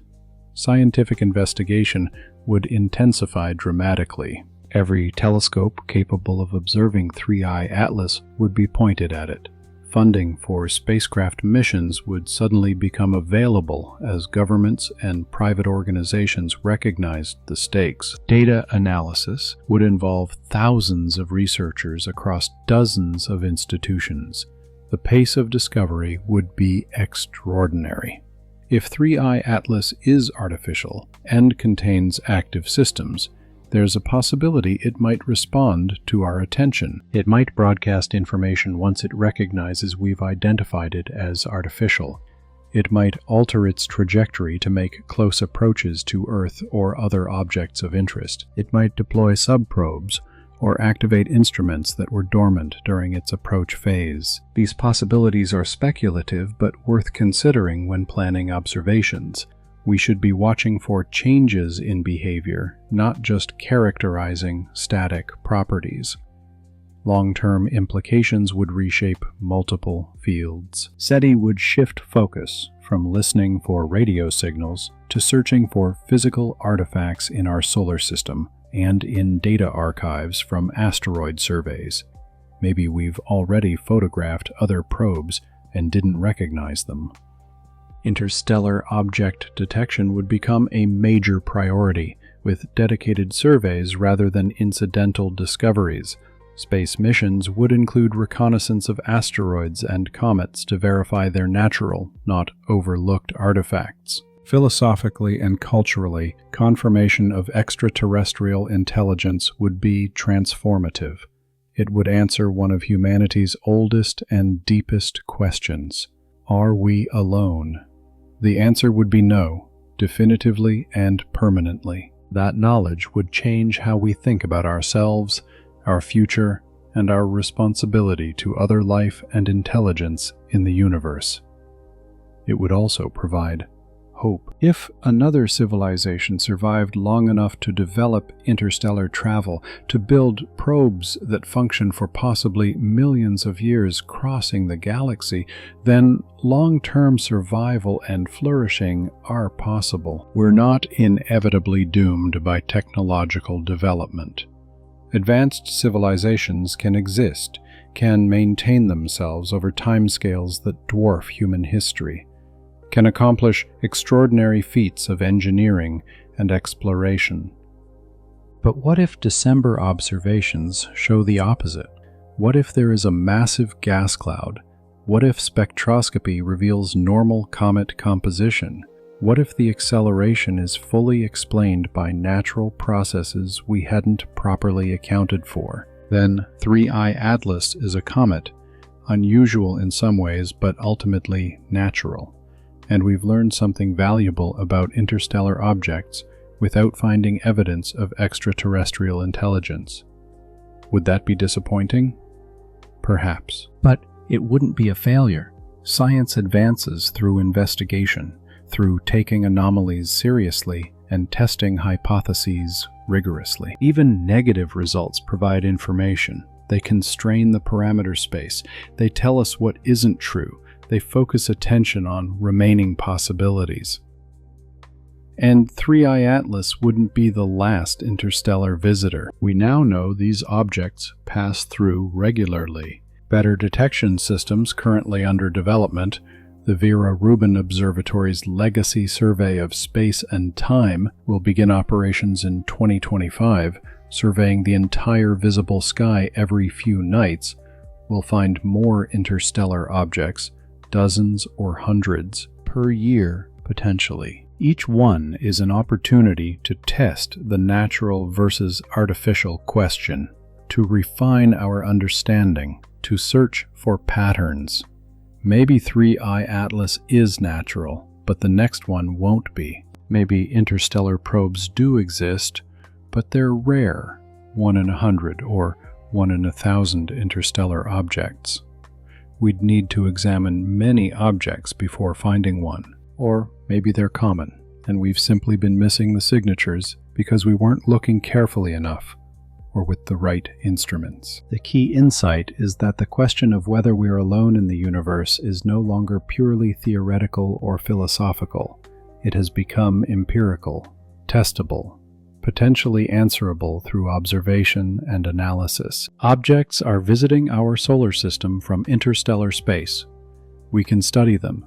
We can measure their properties, test hypotheses about their nature, and potentially detect signatures of artificial origin if those signatures exist.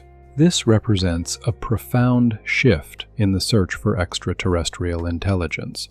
For 60 years, SETI focused on electromagnetic signals, radio waves or laser pulses, transmitted deliberately by distant civilizations. Despite decades of increasingly sophisticated searches, we've detected nothing confirmed.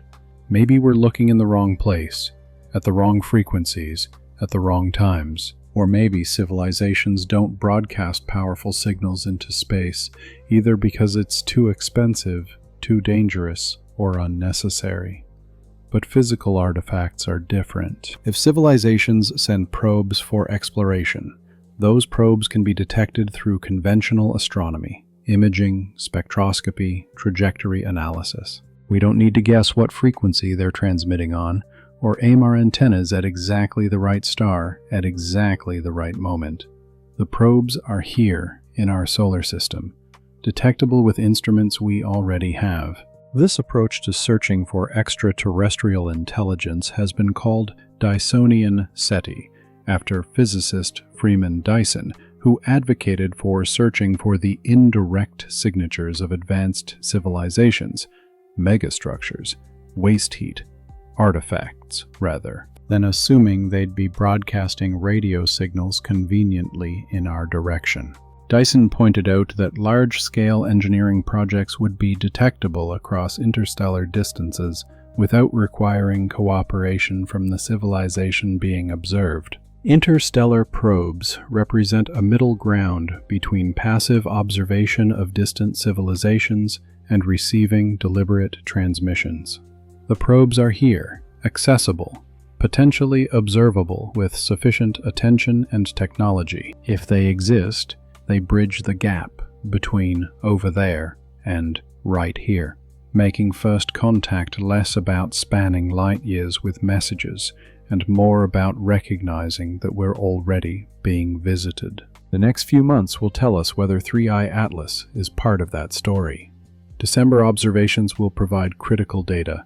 If JUICE performs a flyby, the data quality will be exceptional. By early 2026, we should know whether the natural comet hypothesis can adequately explain all observations, or whether anomalies persist that demand alternative explanations. Either way, this is a historic moment. We're investigating an object from another star system using the full power of modern astronomy and space technology. We're asking profound questions about its nature and taking seriously the possibility that it might be artificial. We're demonstrating that humanity has reached a level of scientific sophistication where we can detect, track, analyze, and potentially even visit interstellar objects. That's extraordinary, regardless of what we ultimately discover. It means we're no longer confined to our own solar system in our observational reach. It means we can study material that formed around other stars under different conditions. It means the cosmos is more accessible, more knowable than previous generations imagined. And if Atlas turns out to be artificial, then we'll look back on this moment as the hinge point in human history when we transitioned from wondering if we're alone to knowing we're not. When we stopped being a species confined to one planet in one solar system and became a species aware of its place in a galaxy full of others. When the universe stopped being a sterile void and became a place of vast potential, danger, wonder, and connection. The data is coming. The observations are being made. The analysis is ongoing. Very soon we'll have answers. Not certainty, perhaps. Science rarely provides absolute certainty, but significant updates to our probabilities, major shifts in what we think is likely to be true about 3I Atlas and what it represents. I know which universe I want to live in, one where we're not alone, where others have explored the stars, where intelligence and curiosity and the drive to understand are common features of life that evolves to sufficient complexity. A universe where 3I Atlas is a message in a bottle sent by explorers who wanted to know what else is out there, just as we do. But what I want doesn't determine what's true.